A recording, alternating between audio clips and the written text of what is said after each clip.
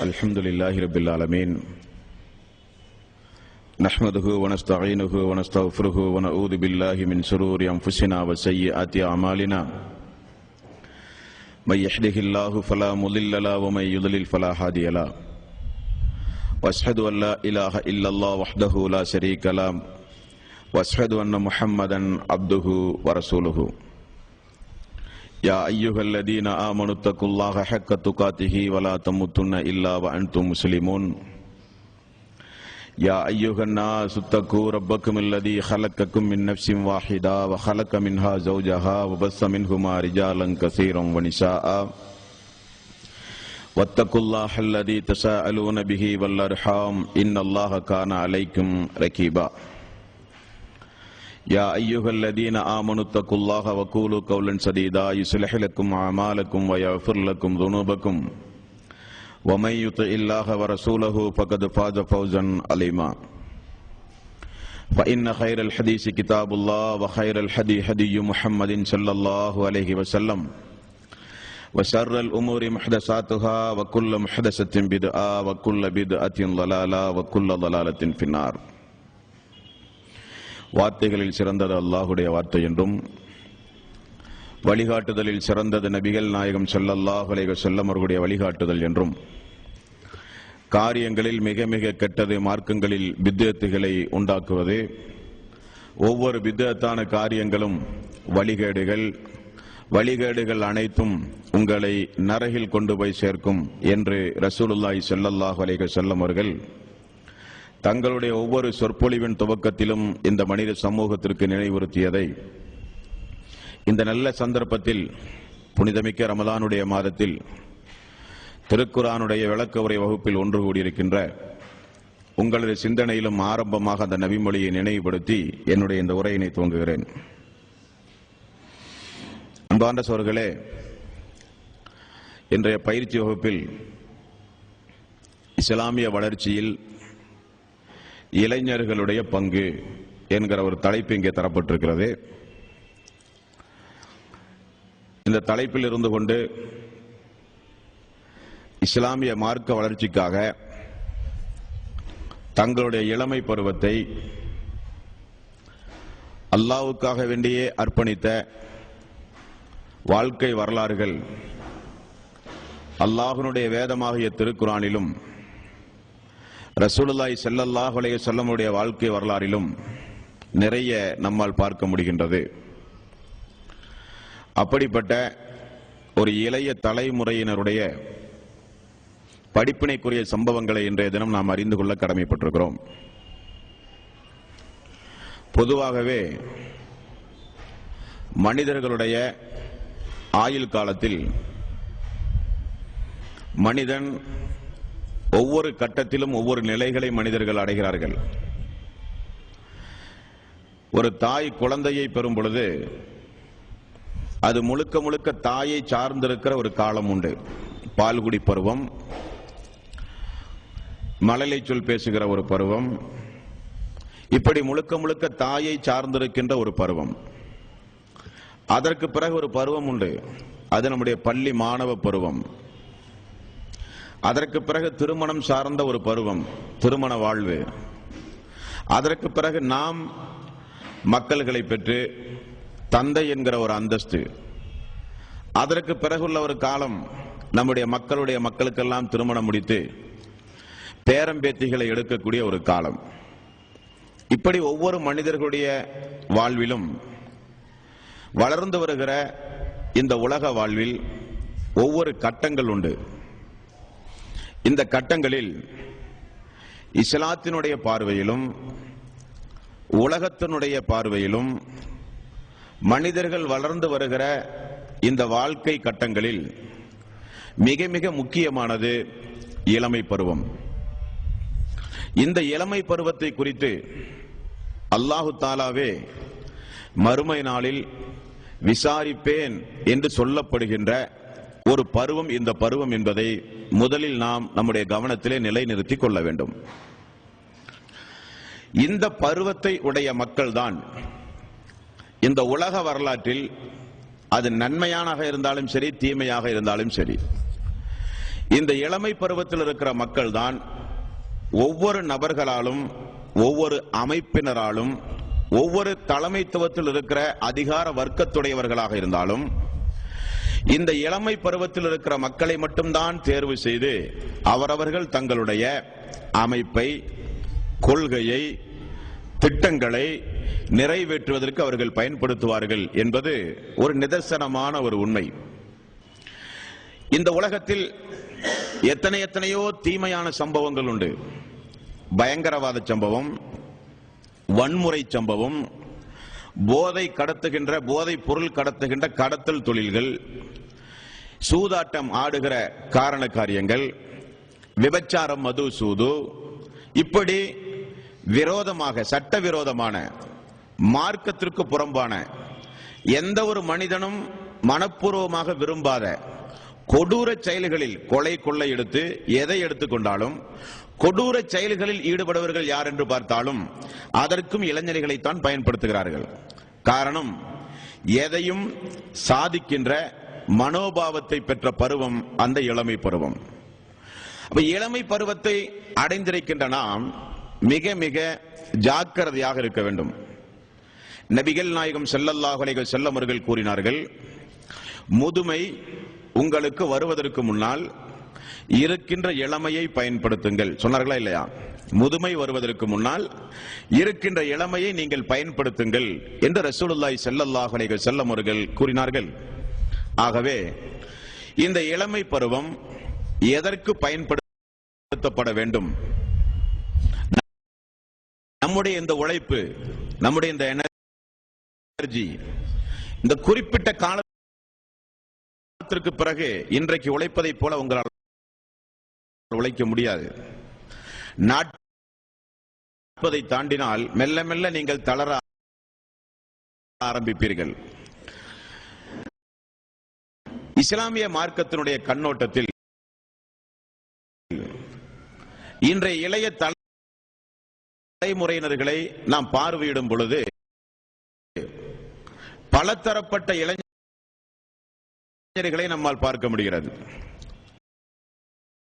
ஒரு சில இளைஞர்கள் அவர்களுக்கு மார்க்கத்தை குறித்து சிந்திப்பதற்கே நேரம் கிடையாது. அல்லாஹ்வை குறித்து படிப்பதற்கோ, வேத வசனங்களை குறித்து தெளிவடைவதற்கோ, ரசூலுல்லாஹி ஸல்லல்லாஹு அலைஹி வஸல்லம் வாழ்க்கை வரலாற்றை படிப்பதற்கோ, அல்லாஹுவால் கடமையாக்கப்பட்ட இபாதத்துகளை முறைப்படி செய்வதற்கோ நேரமே இல்லை அவர்களுக்கு. காரணம், அவர்கள் ஒரு சுறுசுறுப்பான இந்த துனியாவில் உலகமே தன்னுடைய வாழ்வு என நினைத்து வாழ்ந்து கொண்டிருக்கிறார்கள். நம்முடைய இளமை பருவத்தை அல்லாஹும் அல்லாஹ்வுடைய ரசூலும் இளைஞர்களை குறித்து, இளைஞனை குறித்து, இளமை பருவத்தோடு வாழ்கிற மக்களுக்கு இஸ்லாம் சொல்லுகிற செய்தி என்ன?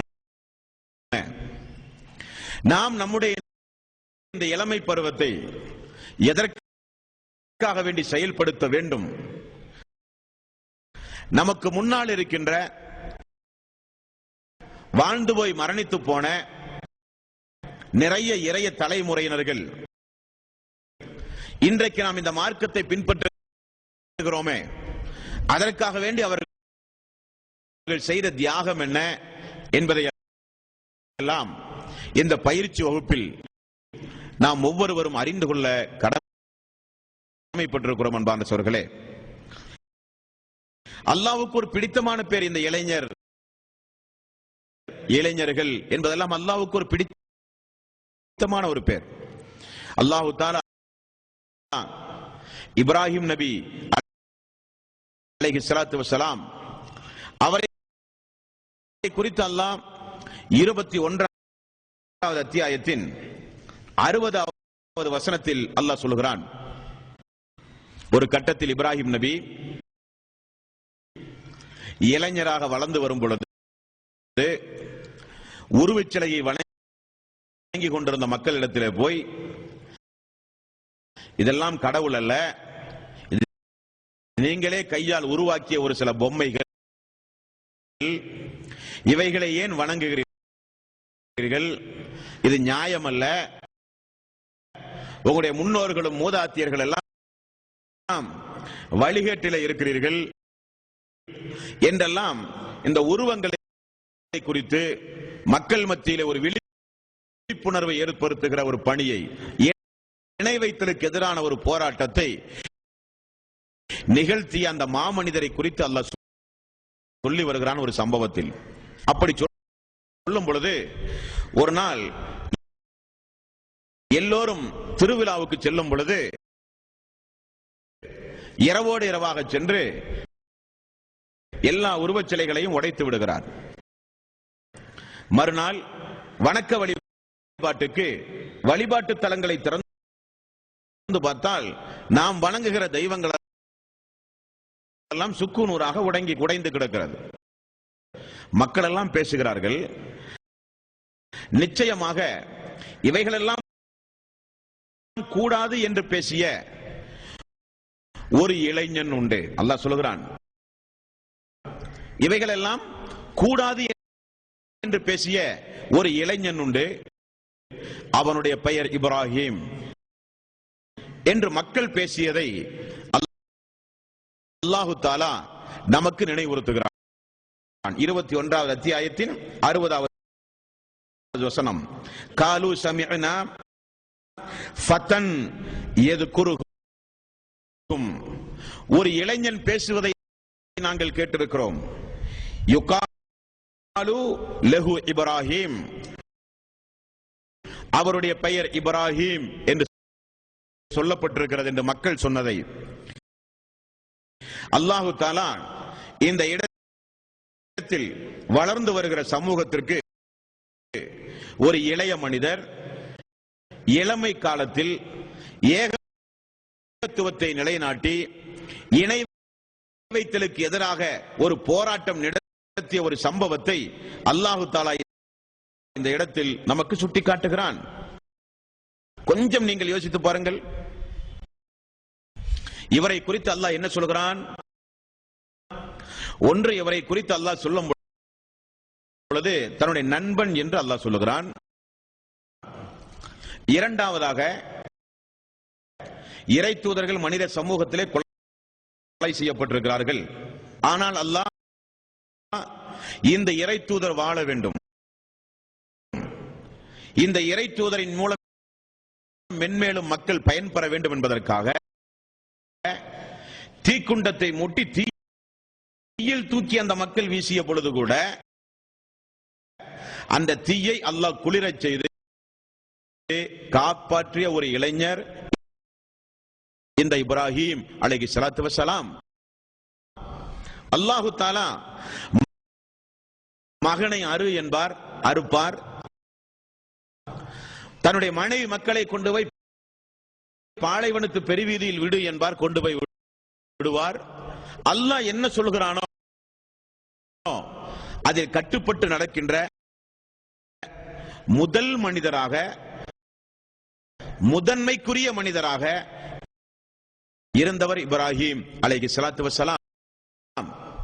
ஆகவேதான் அல்லாஹ் அவருடைய வாழ்க்கை வரலாற்றை குறித்து நமக்கு சொல்லும் பொழுது அவர் ஒரு இளைஞராக இருந்தார் என்று அல்லாஹ் சொல்லுகிறான். இனி அல்லாஹு தஆலா இளைஞர்கள் ஒன்றுக்கு மேற்பட்ட பன்மைக்குரிய வார்த்தை அல்லாஹ் ஒரு இடத்திலே சொல்கிறான். அவர்கள் இளைஞர்களாக இருந்தார்கள். எப்ப சொல்கிறான் அல்லாஹ்? 18வது அத்தியாயம் 10வது வசனம். இந்த வசனத்தில் அல்லாஹ் ரப்பல் ஆலமீன் சூரத்துல் கஹ்ஃப் என்கிற அத்தியாயம், அந்த அத்தியாயத்தில் குகைக்கு தஞ்சம் புகுந்து அல்லாஹ் நாடிய அளவுக்கு அல்லாஹு தஆலா அவர்களுக்கு ஒரு உறக்கத்தை கொடுத்து மீண்டும் அல்லாஹ் தன்னுடைய அற்புதத்தை நிலைநாட்டிய சம்பவத்தை அல்லாஹ் சூரத்துல் கஹ்ஃப் என்கிற அத்தியாயத்தில் அல்லாஹ் சொல்கிறான். அந்த இடத்தில் அல்லாஹ் இந்த இடத்தில் அல்லாஹ் சொல்கிறான் 18வது அத்தியாயத்தின் 10வது வசனம், இது அவள் ஃபிதியத்து இலல் கஃபி, குகையில் தஞ்சம் புகுந்த அந்த இளைஞர்கள் என்று அல்லாஹ் சொல்கிறான். இஸ்லாமிய மார்க்கத்திற்காக பாடுபட்ட மக்களுடைய பட்டியலை அல்லாஹ் வகைப்படுத்தும் பொழுது வயதானவர்களோ தள்ளாத வயதில் உள்ளவர்களோ இந்த பணியை செய்யவில்லை. இளைஞர்கள் போராடி இருக்கிறார்கள் அல்லாஹ்வுடைய மார்க்கத்திற்காக. அல்லாஹ்வுடைய தீனை நிலைநாட்ட இளைஞர்கள் தங்களுடைய பங்களிப்பை செலுத்தி இருக்கிறார்கள் என்பதை சொல்வதற்குத்தான் அல்லாஹ் சொல்கிறான், குகையில் தஞ்சம் புகுந்த அந்த இளைஞர்கள் என்று அல்லாஹ் ரப்பல் ஆலமீன் சொல்கிறான். 18வது அத்தியாயத்தின் 10வது வசனம். அப்ப இது போன்ற வசனங்களின் மூலம் இளைஞர்கள் என்ற அந்த இளமை பருவத்தை தனக்காக வேண்டி தியாகம் செய்த காரணத்தினால் அல்லாஹு தஆலா முதன்மை நபர்களாக அவர்களை ஆக்கி உலக மக்களுக்கெல்லாம் படிப்பினைக்குரிய சமுதாயமாக அல்லாஹ் ஆக்கி இருக்கிறான் என்பதை இந்த வசனங்களின் மூலம் நாம் ஒவ்வொருவரும் தெரிந்து கொள்ள கடமைப்பட்டிருக்கிறோம். இனி நபிகள் நாயகம் ஸல்லல்லாஹு அலைஹி வஸல்லம் நம்முடைய இந்த இளமை பருவத்தை குறித்து நமக்கு ஆர்வமூட்டி சொன்ன நிறைய சம்பவங்கள் உண்டு. அந்த சம்பவங்களில் முற்சென்ற சமூகத்தில் வாழ்ந்த மக்களுடைய சம்பவங்களும் உண்டு. ரசூலுல்லாஹி ஸல்லல்லாஹு அலைஹி வஸல்லம் காலத்தில் உள்ள இளைய தலைமுறையினர்களுடைய வாழ்க்கை வரலாறும் நமக்கு மிகப்பெரிய படிப்பினையாக இருக்கிறது. அதில் முதன்மையாக ரசூலுல்லாஹி ஸல்லல்லாஹு அலைஹி வஸல்லம் நமக்கு சொல்லித் தருகிற சம்பவம் எதுவென்றால், அல்லாஹ்வுடைய ரசூல் நமக்கு சொல்கிறார், இந்த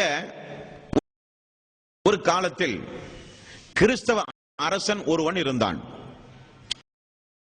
அவன் எப்பொழுதும் மக்களை தீய வழிக்கு தூண்டிக் கொண்டிருக்கக்கூடியவனாக இருந்தான்.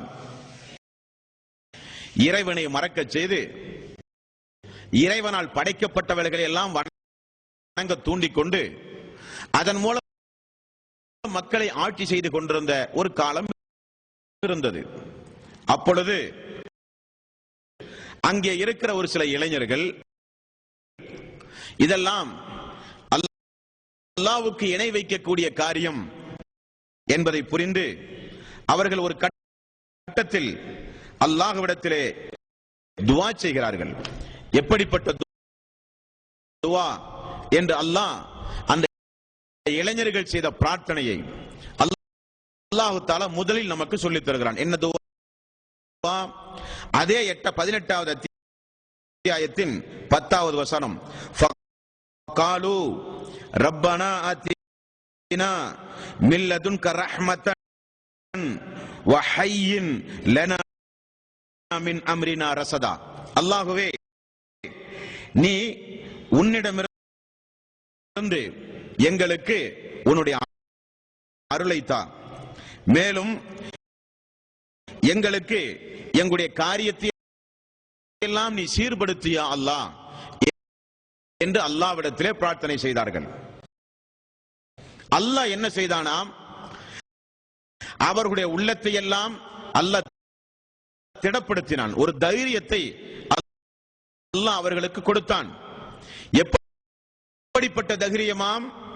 ஒரு அரசனுக்கு முன்னால் போய் அந்த 3 இளைஞர்களும் திரண்டு போய் அரசனுக்கு முன்னால் போய் நின்று கொண்டு இஸ்லாத்தையே எடுத்துச் சொல்கிற அளவுக்கு மிகப்பெரிய ஒரு தைரியத்தை அல்லாஹு தஆலா அந்த மக்களுக்கு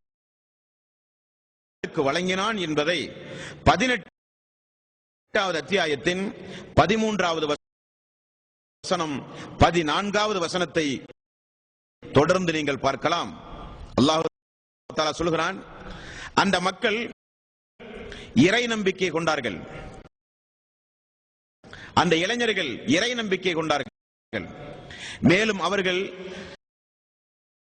நேர்வழியில் நடந்தார்கள், அவர்களுடைய நேர்வழியை நான் அதிகமாக்கினேன். பிறகு அந்த இளைஞர்கள் என்ன செய்தார்கள் என்பதை அல்லாஹ் சொல்கிறான், வரபத்னா அலா குலூபிஹிம், அவர்களுடைய உள்ளத்தை நான் உறுதிப்படுத்தினேன். இத காமு, அவர்கள் போனார்கள், ஃபகாலு ரப்புனா ரப்புஸ் ஸமாவாதி வல் அர்த் லன் நதுஉ மின் தூனிஹி இலாஹன் லக்கத் குல்னா இத ஸததா, நிச்சயமாக வானங்களையும் பூமிகளையும் யார் படைத்து ஆட்சி செய்து கொண்டிருக்கிறானோ அவன்தான் அரசன், நீ அரசன் அல்ல. ஒரு அரசனுக்கு முன்னால் போய் நின்று கொண்ட அந்த இளைஞர்கள் சொல்லுகிறார்கள், நீ அரசன் கிடையாது, நீ நான் தான் கடவுள் என்கிற துணியில் மக்கள் மத்தியில் உன்னை இனங்காட்டிக் கொண்டிருக்கிறாய், நீ அல்ல கடவுள், நீ அல்ல அரசன். அரசனுக்கெல்லாம் மிகப்பெரிய அரசன் யார் என்றால், வானங்களையும் பூமியையும் படைத்து ஆட்சி செய்து கொண்டிருக்கிறானே அந்த அல்லாஹுதான் உண்மையான அரசன் என்று சொன்னார்கள். இலாஹன் லக்கத் குல்னா இத ஸததா, நிச்சயமாக வானம் பூமி யாருடைய ஆட்சி அதிகாரத்தில் இருக்கிறதோ அவன்தான் மிகப்பெரிய ஆட்சி அதிகாரத்திற்குரியவன் என்று சொல்லி ஏகத்துவத்தை எடுத்து சொன்னார்கள். அரசனுடைய எதிர்ப்பை சம்பாதித்தார்கள்.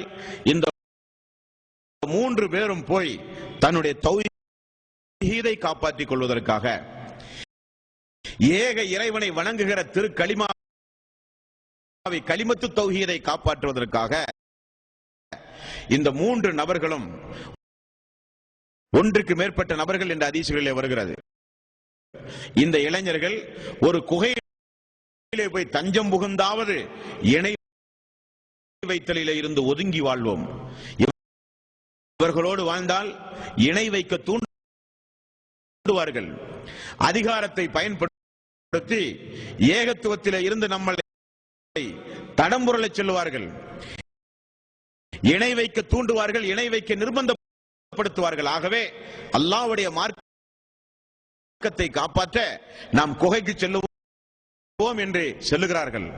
அல்லாஹ் பல 100 ஆண்டு காலம் அவர்களை அங்கே தூங்க வைக்கிறான். கூட ஒரு நாயையும் அவர்கள் அழைத்து சென்றார்கள். அல்லாஹ்வுடைய ஒரு ஏற்பாடு என்னவென்றால், யார் அந்த குகைக்கு போய் சென்றாலும் அல்லாஹ் சொல்லுகிறான் திருக்குரானில், எப்படி அந்த மக்களை, அந்த இளைஞர்களை அல்லாஹ் எப்படி காப்பாற்றினான் என்கிற சரித்திரத்தை அல்லாஹ் சொல்லும் பொழுது, யாராவது அந்த குகையிலே போய் பார்த்தால் அவர்கள் கண் திறந்த நிலையிலே தான் படுத்துக் கொண்டிருப்பார்கள். பார்த்தாலே ஒரு பயம் வருகிற அளவுக்கு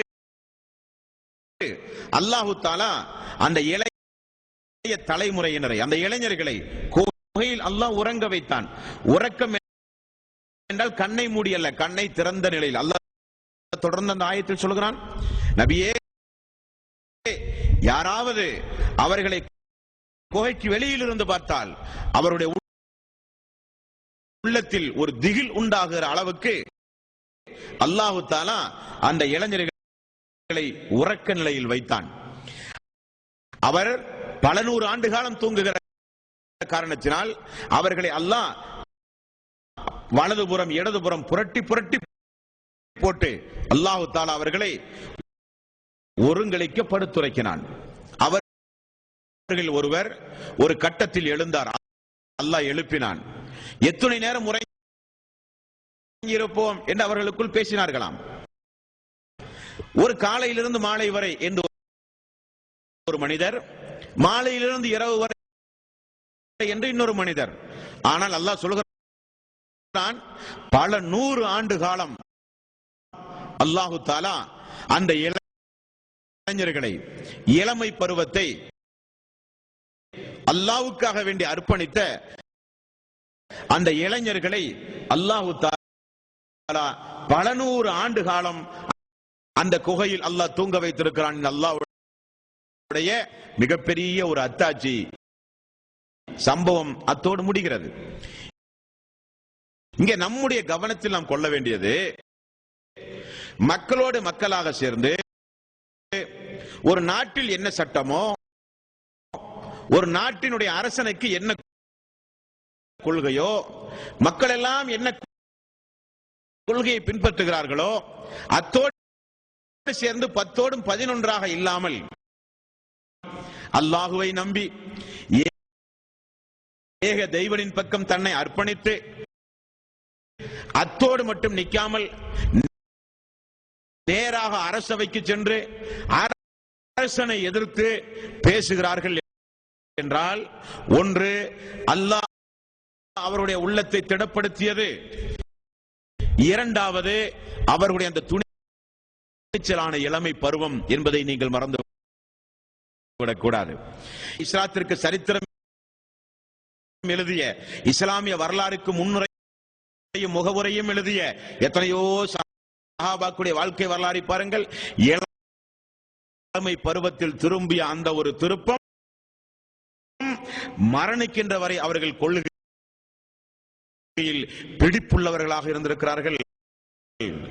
இந்த இளமை பருவத்தை தாண்டி தள்ளாத வயது வந்தால் அல்லாஹ் என்ன சொல்கிறான்? சமூகத்தில் என்ன நிலையை நாம் பார்க்கிறோம்? தள்ளாத வயது என்பது அல்லாஹ் சொல்கிறான், அது என்னுடைய ஒரு அத்தாட்சிக்குரிய வயது என்கிறான். அல்லாஹ் குர்ஆன்ல சொல்கிறானா இல்லையா? முதுமையானவர்களை நீங்கள் பாருங்கள்.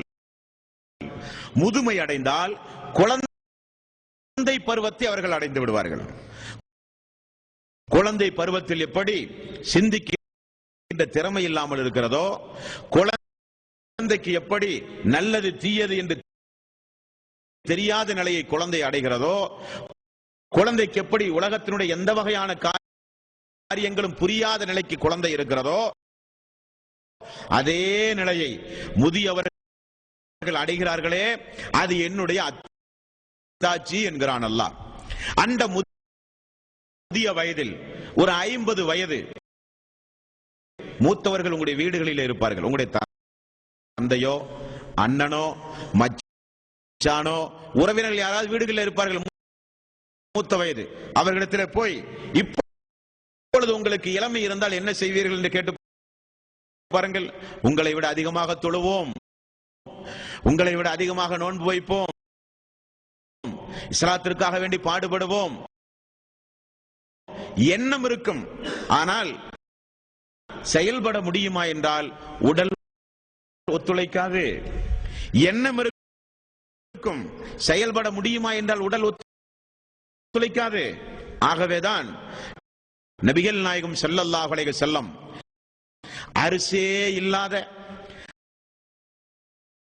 அந்த அல்லாஹ்வுடைய அரிசு நிழலே இல்லாத, அல்லாஹ்வுடைய அரிசுடைய நிழல் மட்டும் இருக்கக்கூடிய அந்த நேரத்தில் அல்லாஹ் 7 பேருக்கு அரிசுடைய நிழலை கொடுப்பதாக புகாரிலே ஒரு செய்தி இருக்கிறது.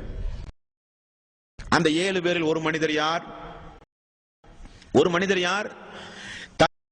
தன்னுடைய இளமை பருவத்தை அல்லாஹ்வுடைய இபாதத்திற்காக வேண்டியே அர்ப்பணித்த மனிதன், தன்னுடைய இளமை பருவத்தை வணக்க வழிபாட்டில் கழித்த மனிதன் இளைஞன் என்று சொல்லப்படுகிறது. இளமை பருவத்தை வணக்க வழிபாட்டில் கழித்தவர்களுக்கு அப்படிப்பட்ட உயிர் அந்தஸ்து இஸ்லாத்தில் கொடுக்கப்படுவதாக நபிகள் நாயகம் ஸல்லல்லாஹு அலைஹி வஸல்லம் அவர்கள் சொன்னார்கள். காரணம், இந்த வயதை அல்லாஹ்வுக்காக வேண்டி அர்ப்பணிப்பது என்பது, இந்த இளமை பருவத்தை தீனுக்காக, மார்க்கத்திற்காக, இபாதத்திற்காக இந்த இளமை பருவத்தை அர்ப்பணிப்பது என்பது சாதாரணப்பட்ட ஒன்று அல்ல. காரணம், எல்லோரும் சொல்லுவார்கள், இந்த வயதில் அனுபவிக்காமல் எந்த வயதில் நீ அனுபவிக்க போகிறாய் என்று சொல்வார்களா இல்லையா? இது சைத்தானுடைய பேச்சு. உண்மைதான். சொர்க்கத்தை அனுபவிக்க வேண்டும், சொர்க்கத்து பேரின்பத்திற்காக வேண்டி இந்த இளமை பருவத்தை அல்லாஹ்வுக்காக வேண்டி அர்ப்பணிக்க நாம் முன்வர வேண்டும். ஆனால் இந்த துடிப்பான பருவம் தான் விபச்சாரத்தின் பக்கம் நம்மை அழைக்கக்கூடிய பருவம். இந்த பருவம் தான் போதையின் பக்கம் நம்மை தூண்டுகிற பருவம். இந்த பருவம் தான் இஸ்லாத்தை விட்டு தூரமாக வாழ தூண்டுகிற பருவம். இந்த பருவம் தான் உலகத்தில் கிடைத்ததையெல்லாம் அனுபவித்து உலகத்து பேரின்பம் தான் நமக்கு முக்கியம் என்று உள்ளத்தில் ஆழமான சிந்தனையை தூண்டுகிற பருவம் இந்த பருவம். ஆகவே இந்த பருவத்தை மிக மிக ஜாக்கிரதையாக நீங்கள் ஒவ்வொருவரும் பாதுகாக்க வேண்டும். பாதுகாக்க தவறினால் ஏற்படுகிற இழப்பு சாதாரண இழப்பு அல்ல. பாதுகாக்க தவறி தள்ளாத வயதில் இதை நினைத்து பார்த்து கண்ணீர் விட முடியுமே தவிர இதற்காக வேண்டி ஒன்றுமே செய்ய முடியாது. ஆகவேதான் நபிகள் நாயகம் ஸல்லல்லாஹு அலைஹி வஸல்லம் மிக அற்புதமாக இப்னு உமர் ரலியல்லாஹு அன்ஹுடைய தோளை கையிலே பிடித்துக் கொண்டு ரசூலுல்லாஹி ஸல்லல்லாஹு அலைஹி வஸல்லம் அற்புதமாக சொல்லிக் கொடுத்தார்கள். இப்னு உமரே, மரணம் வருவதற்கு முன்னால் வாழ்வை அல்லாஹ்வுடைய தீனுக்காக வேண்டி நீங்கள் பயன்படுத்துங்கள். முதுமை வருவதற்கு முன்னால் இளமை பருவத்தை இளைஞர்களாக இருக்கக்கூடிய நீங்கள் அல்லாஹ்வுடைய மார்க்கத்திற்காக வேண்டி செலவழியுங்கள். நோய் வருவதற்கு முன்னால் இருக்கிற ஆரோக்கியத்தை அல்லாஹ்வுடைய தீனுக்கு நீங்கள் செயல்படுத்துங்கள். ரசூலுல்லாஹி ஸல்லல்லாஹு அலைஹி வஸல்லம் அவர்கள் கூறினார்கள். முஸ்லிமிலே வருகிற ஒரு நபிமொழி, அல்லாஹ்வுடைய அடியார்களில் நிறைய அடியார்கள், பெரும்பான்மையான மக்கள் அல்லாஹ்வுடைய இரண்டு நிஅமத்தை பாலாக்கி விட்டார்கள் என்று ரசூலுல்லாஹி ஸல்லல்லாஹு அலைஹி வஸல்லம் அவர்கள் சொன்னார்கள். என்ன யா ரசூலல்லாஹ்? ஒன்று அவனுடைய ஆரோக்கியம், இரண்டாவது அவனுக்கு அல்லாஹு தஆலா வழங்கிய அவனுடைய ஆயுள் காலம். அவனுடைய காலத்தை உலகத்திற்காக வேண்டி செயல்படுத்துகிறான். ஆரோக்கியத்தை துனியாவுக்காக வேண்டிய செயல்படுத்துகிறான். இரண்டையும் அல்லாஹ் எதற்கு கொடுத்தானோ அந்த அல்லாஹ்வுடைய நிஅமத்தை நினைத்து பார்க்காமல் இரண்டு அருள் கொடைகளையும் பெரும்பான்மையான மக்கள் வீணடித்து விடுகிறார்கள் என்று ரசூலுல்லாஹி ஸல்லல்லாஹு அலைஹி வஸல்லம் அவர்கள் கூறினார்கள். இதெல்லாம் அனுபவிக்கக்கூடிய வயசு என்பதற்காக வேண்டி, இந்த இளமை பருவம் அனுபவிக்கக்கூடிய பருவம் என்பதற்காக வேண்டி அல்லாஹ்வே மறுமை நாளில் சொர்க்கத்திற்கு அனுப்புகிற பொழுது எப்படி அனுப்புகிறான்?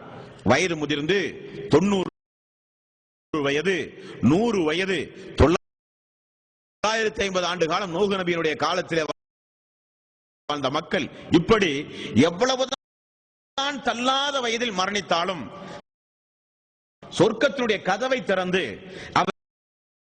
அவர்கள் சொர்க்கத்திற்குள் போகும் பொழுது அல்லாஹ் மக்களை எப்படி ஆக்குகிறான்? இளைய தலைமுறையினர்களாக, பெண்கள் இளைய பெண்களாக. ஒரு வயது முதிர்ந்த மூதாட்டி ரசூலுல்லாஹி ஸல்லல்லாஹு அலைஹி வஸல்லம் இடத்திலே வந்து, யா ரசூலல்லாஹ், எனக்கு சொர்க்கம் கிடைக்குமா என்றார்கள். ரசூலுல்லாஹி ஸல்லல்லாஹு அலைஹி வஸல்லம், கிழவிகளுக்கு சொர்க்கம் இல்லை என்றார்கள். அந்த அம்மா சங்கடப்பட்டார்கள். ரசூலுல்லாஹி ஸல்லல்லாஹு அலைஹி வஸல்லம் சொன்னார்கள், கிழவிகள் குமரிகளாக மாற்றப்பட்டு சொர்க்கத்திற்குள் அனுப்பப்படுவார்கள்.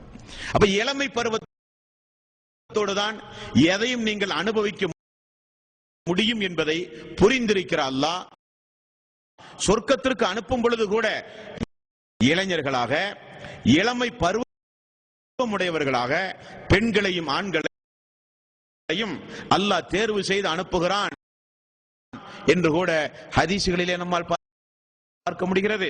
அந்த அளவுக்கு மிக முக்கியமான ஒரு பருவம் இந்த இளமை பருவம் அன்பான சகோதரர்களே.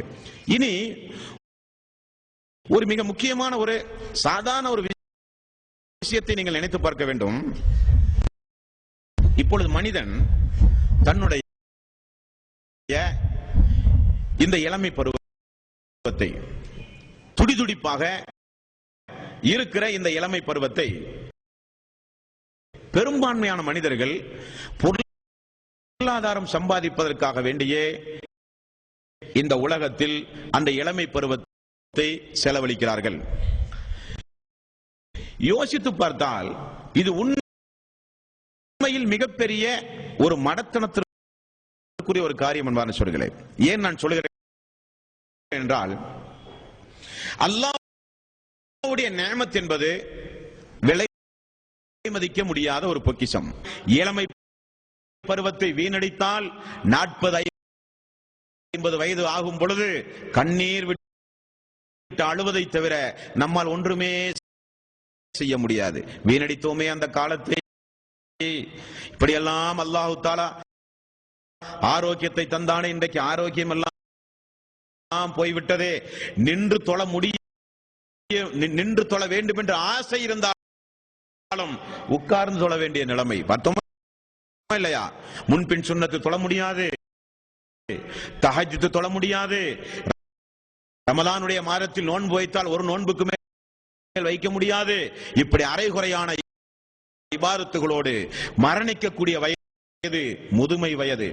இந்த இளமையான இந்த வயது அல்லாஹ்வை அதிகம் திக்ர் செல்ல தூண்டுகிற வயது. ஆகவேதான் இஸ்லாத்தினுடைய ஒரு கடமையே அல்லாஹ் தஆலா எப்பொழுது செய்ய சொல்லுகிறான்? இஸ்லாத்தினுடைய ஒரு கடமை உண்டு. என்ன கடமை? ஹஜ் என்கிற கடமை. இந்த கடமை அல்லாஹ் தஆலா எப்ப செய்ய சொல்லுகிறான்? உடலில் ஆரோக்கியம் இருக்கும் பொழுது. நீங்கள் இளமை பருவத்திலே அந்த கடமையை செய்ய வேண்டும். காரணம், பல லட்சம் மக்கள் ஒன்று கூடி செய்கிற ஒரு இபாதத். ஒரு பள்ளியில ஜுமா தொழுக சொன்னா அதிகபட்சம் ஒரு 300 பேர் இருப்பாங்க, அவ்வளவுதான்.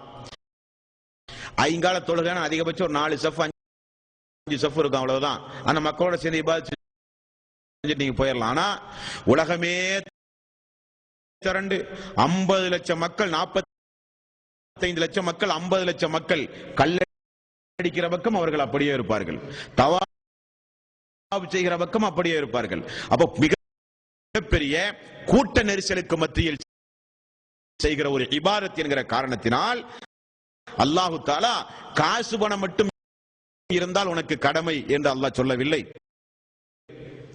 முதிய வயதில், தள்ளாத வயதில், நடக்கவே முடியாமல் 4 பேர் தூக்கி கொண்டு அந்த இபாதத்தை செய்ய வேண்டும் என்று அல்லாஹ் உங்களுக்கு கடமையாக்கவில்லை. அல்லாஹ் எப்பொழுது கடமையாக்குகிறான்? இளமை பருவத்தில் அந்த கடமையை செய்து முடித்து விடுங்கள். அந்த இளமை பருவத்திற்கு பிறகு இளமையை இழந்தால் அந்த கடமையை உங்களால் செய்ய முடியாமல் போய்விடும். ஆகவே ஆரோக்கியம் இருக்கும் பொழுது, பொருளாதார வசதி வாய்ப்பு இருக்கும் பொழுது, 50 கடமைகளில் ஒன்றான ஹஜ் என்கிற கடமையை அல்லாஹ் ஆரோக்கியமுடைய மக்களுக்கு அல்லாஹ் தஆலா கடமையாக்கி இருக்கிறான் என்பதையும் நீங்கள் புரிந்து கொள்ள வேண்டும். அடுத்தது, நபிகள் நாயகம் ஸல்லல்லாஹு அலைஹி வஸல்லம் அவர்கள் கூறினார்கள், மறுமை நாளில் அல்லாஹ் தஆலா ஆதமுடைய மக்களிடத்தில் 4 கேள்விகள் கேட்பான். பதில் சொல்லாமல் யாருடைய காலும் நகராது என்று ரசூலுல்லாஹி ஸல்லல்லாஹு அலைஹி வஸல்லம் அவர்கள் கூறினார்கள். அந்த கேள்விகளில் என்ன ஒன்று? உனக்கு நான் தந்த ஆரோக்கியத்தை, ஆயுள் காலத்தை நீ எப்படியெல்லாம் செலவழித்தாய் சொல் என்று அல்லாஹ் கேட்பான்.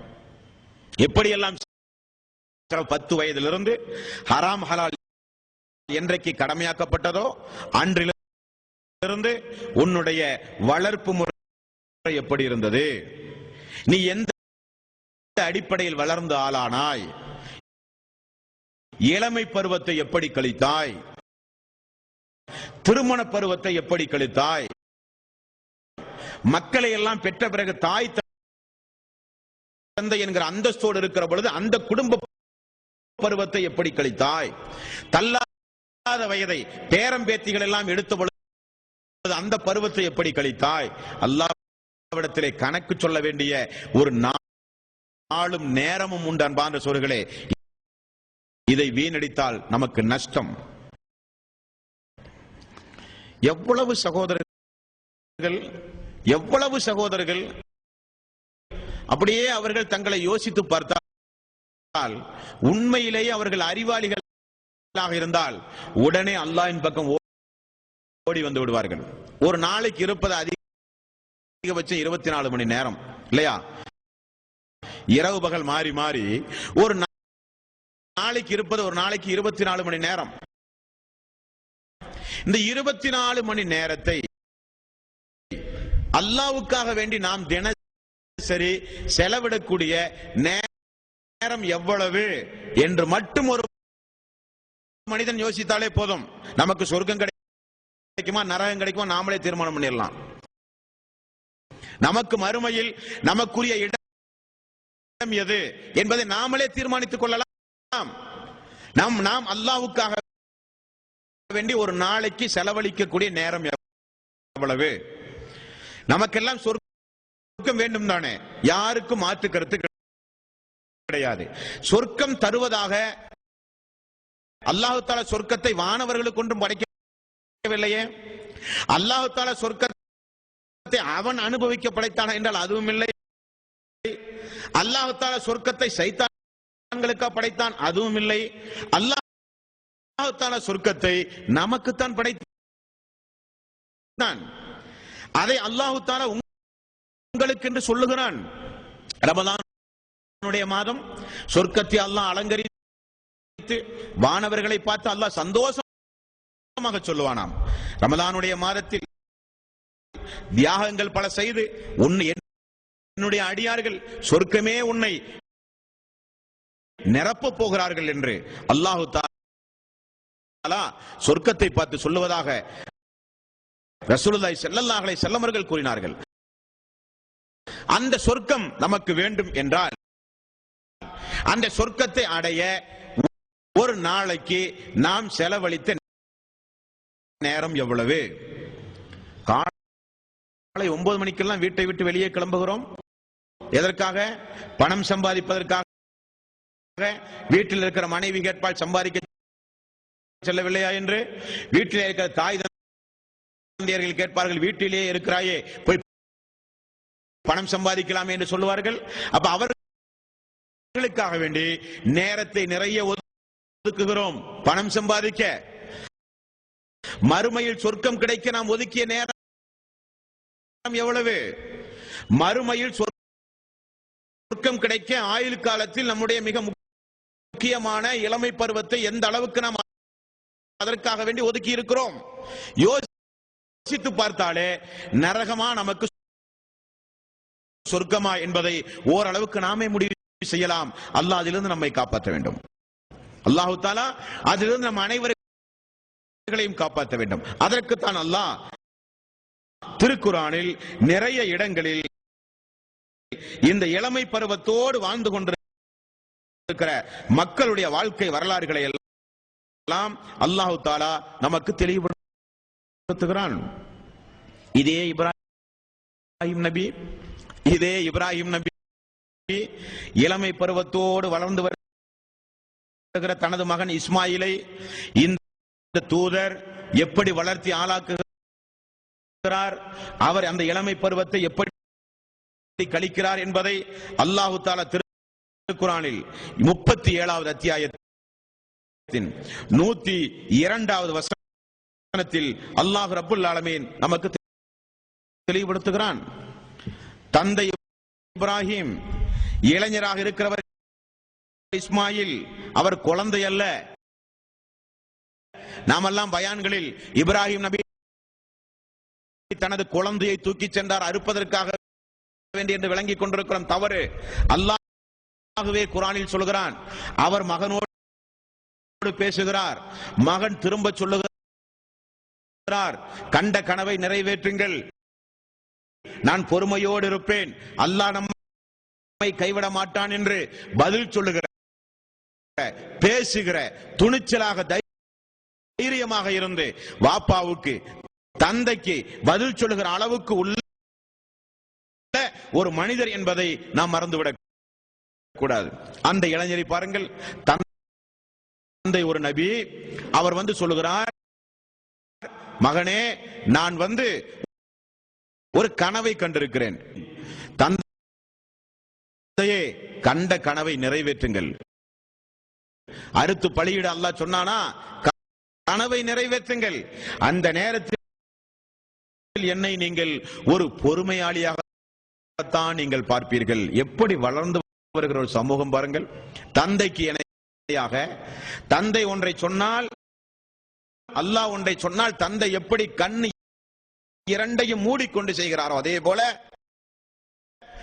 வளர்ந்து வருகிற மகன் இஸ்மாயில், அல்லாஹ் கனவு கண்ட அளவு அல்லாஹ் கனவை காண்பித்தான், உம்மை அறுக்க சொல்லி, தந்தையை அருங்கள், நான் பொறுமையோடு தான் இருப்பேன். இப்படிப்பட்ட இளைய தலைமுறையினர்களாக அல்லாஹ் ஒன்றை சொன்னால் அதற்கு நேர் மாறாக சிந்திக்கின்ற தலைமுறையாகத்தான் இன்றைய தலைமுறை இருக்கிறது. அல்லாஹ் சொன்னானா, ஆமன்னா சல்லம். அல்லாஹ்வுடைய ரசூல் சொன்னாரா, மீறி நான் ஒன்றும் என்னால் செய்ய முடியாது. நமக்கு ஒரு வழிகாட்டி உண்டு, நமக்கு ஒரு தலைவர் உண்டு. இந்த துனியாவில் நாம் நினைத்த மாதிரி எல்லாம் வாழ முடியாது. ஒரு ஆடை அணிந்தால் கூட அந்த ஆடைக்கு பிறகு ஒரு துவாவை ரசூலுல்லாஹி ஸல்லல்லாஹு அலைஹி வஸல்லம் புத்தாடைக்கு பிறகு ஓத வேண்டிய துவா. மலஜலம் கழிக்க போனால் கூட எப்படி செல்ல வேண்டும் என்று சொன்ன ஒரு தலைவர் நமக்கு உண்டு. அந்த தலைவரை தூக்கி வீசிக்கொண்டு அந்த தலைவருக்கு நேர்மாறாக இந்த துனியாவில் நம்மால் வாழ முடியாது. வாழ்ந்தால் முஸ்லீமாக முடியாது. நம்முடைய எல்லா காரியங்களையும் முறைப்படுத்தி நெறிப்படுத்தி தூங்கியது முதற்கொண்டு திரும்ப தூங்கச் செல்கிற வரை, விழித்தது முதற்கொண்டு திரும்ப தூங்கச் செல்கிற வரை உங்களுடைய காரியங்கள் மக்களோடு தனி மனித வாழ்வில் எப்படி இருக்க வேண்டும், கூட்டு வாழ்வில் எப்படி இருக்க வேண்டும், அந்தரங்க வாழ்வில் எப்படி இருக்க வேண்டும், பகிரங்க வாழ்வில் எப்படி இருக்க வேண்டும், குடிக்கும் பொழுது எப்படி குடிக்க வேண்டும், உண்ணும் பொழுது எப்படி உள்ள வேண்டும், எல்லாம் சொன்னவர் நமக்கு ரசூலுல்லாஹி ஸல்லல்லாஹு அலைஹி வஸல்லம். வமா ஆதாகுமுர் ரசூலு ஃபஹ்தூஹு வமா நஹாகும் அன்ஹு ஃபன்தஹு. என்னுடைய தூதர் எதை கொடுத்தாரோ அதை எடுத்துக் கொள்ளுங்கள், எதை விட்டு உங்களை தடுத்தாரோ அதை விட்டு தவிர்ந்து கொள்ளுங்கள் என்று அல்லாஹ் தஆலா சொல்கிறானே. அந்த தூதருக்காக வேண்டி நம்முடைய இளமை பருவத்தை அர்ப்பணிக்க நாம் முயற்சி செய்ய வேண்டும் என்பார் சொல்கிறார். பொதுவாக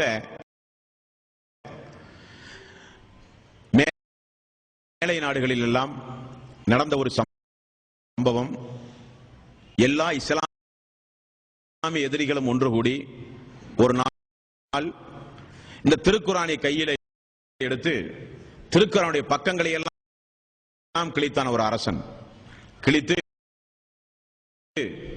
நீங்கள் இப்பொழுது பார்த்தது ஒரு அதிர்ச்சிகரமான தகவலாக உங்களுக்கு இருக்கலாம்.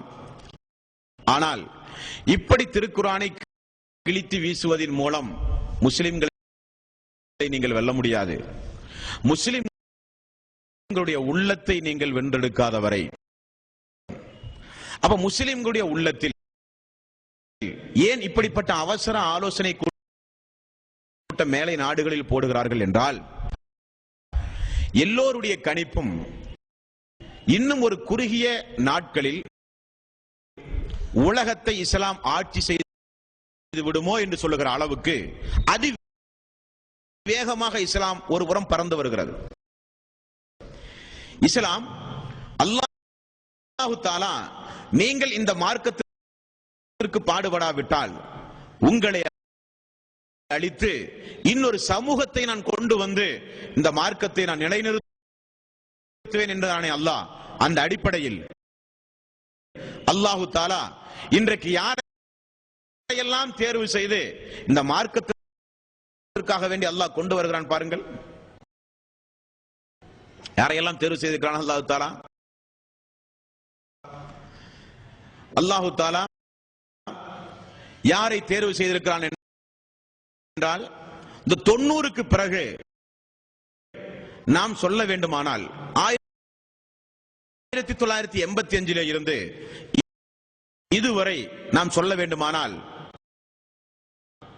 நாம் யாரை சொல்லலாம் என்றால், அகமது தீதார்.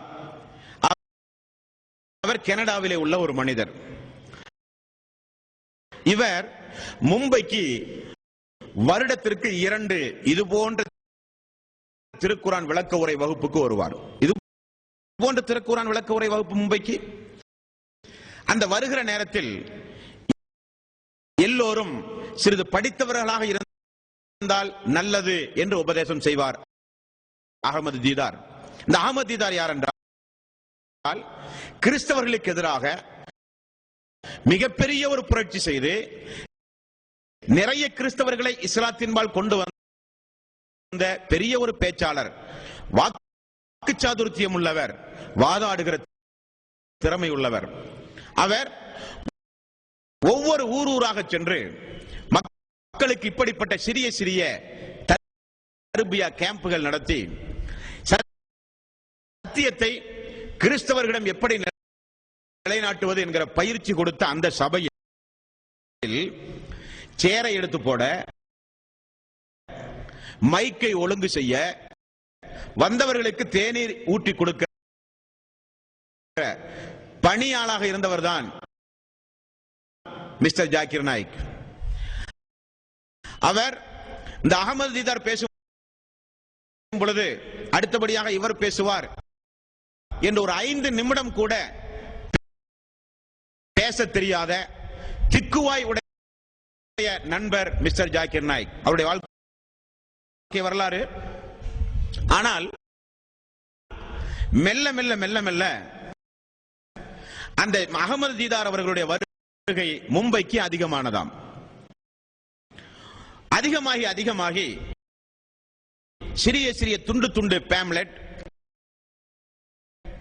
அது குறித்துள்ள குறிப்பு, இவைகளை எல்லாம் எடுத்து வைத்து நண்பர்களுக்கு கொடுத்து மெல்ல மெல்ல மெல்ல மெல்ல அவரால் முடிந்த மைக்கை பிடித்துக் கொண்டு மக்கள் மத்தியிலே பேச முடியாது, 10 நிமிடம் தொடர்ந்து பேச இயலாது.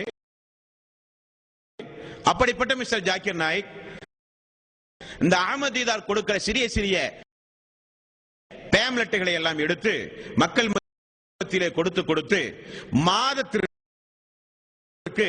அரை மணி நேரம் டாக்டர் தொழிலே இருந்து விடுமுறை வாங்கி தாவா பணி செய்தார்.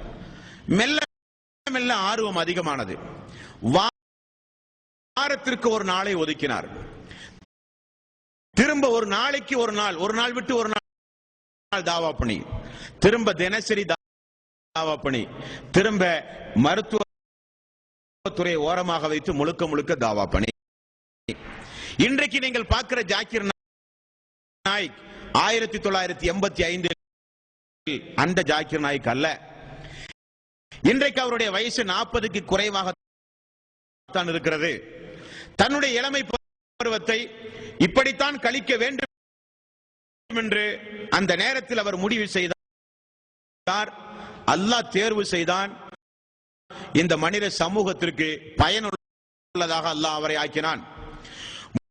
3 மணி நேரம் இன்றைக்கு அவர் தொடர்ந்து நின்ற நிலையில் எல்லா வகையான ஆயத்துகளையும் குறிப்புகளையும் மனனம் செய்து பேசுகிறார் என்றால், இளமை பருவம் அதற்கு அவருக்கு எல்லா வகையிலும் அவருக்கு பக்குவமாக இருந்திருக்கிற, பக்கபலமாக இருந்திருக்கிறது.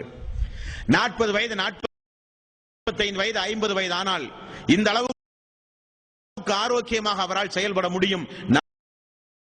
நம்மால் முடியும் என்று சொல்ல இயலாது. இன்றைக்கு ஒரு வகுப்பு நடத்துகிற ஆற்றல் உண்டு. பல மணி நேரம் நின்று பேசுகிற துணிச்சல் உண்டு. தள்ளாத வயது வந்தால் ஞாபக சக்தி இல்லாமல் போய்விடும். மக்களுக்கு சொல்ல வேண்டிய விஷயத்தை தெளிவாக சொல்ல முடியாத சூழ்நிலைகள் உருவாகும். முன்னுக்கு பின் முரணான தகவல்கள் வந்துவிடும். குறிப்புகள் நினைவிலே இருக்காது. இவைகள் எல்லாம் நின்று பயன் பெற வேண்டுமானால் அல்லாஹு தஆலா இந்த பூமியில் யாரை எப்பொழுது எந்த காரியத்திற்காக தேர்வு செய்வான் என்பது சொல்ல இயலாது. இங்கே அமர்ந்திருக்கிற மக்களில் கூட அல்லாஹு தஆலா இளமை பருவத்தை நீங்கள் அல்லாஹ்வுக்காக வேண்டி தியாகம் செய்ய தயார் என்று நீங்கள் முன் வந்தால், இந்த கேசட்டை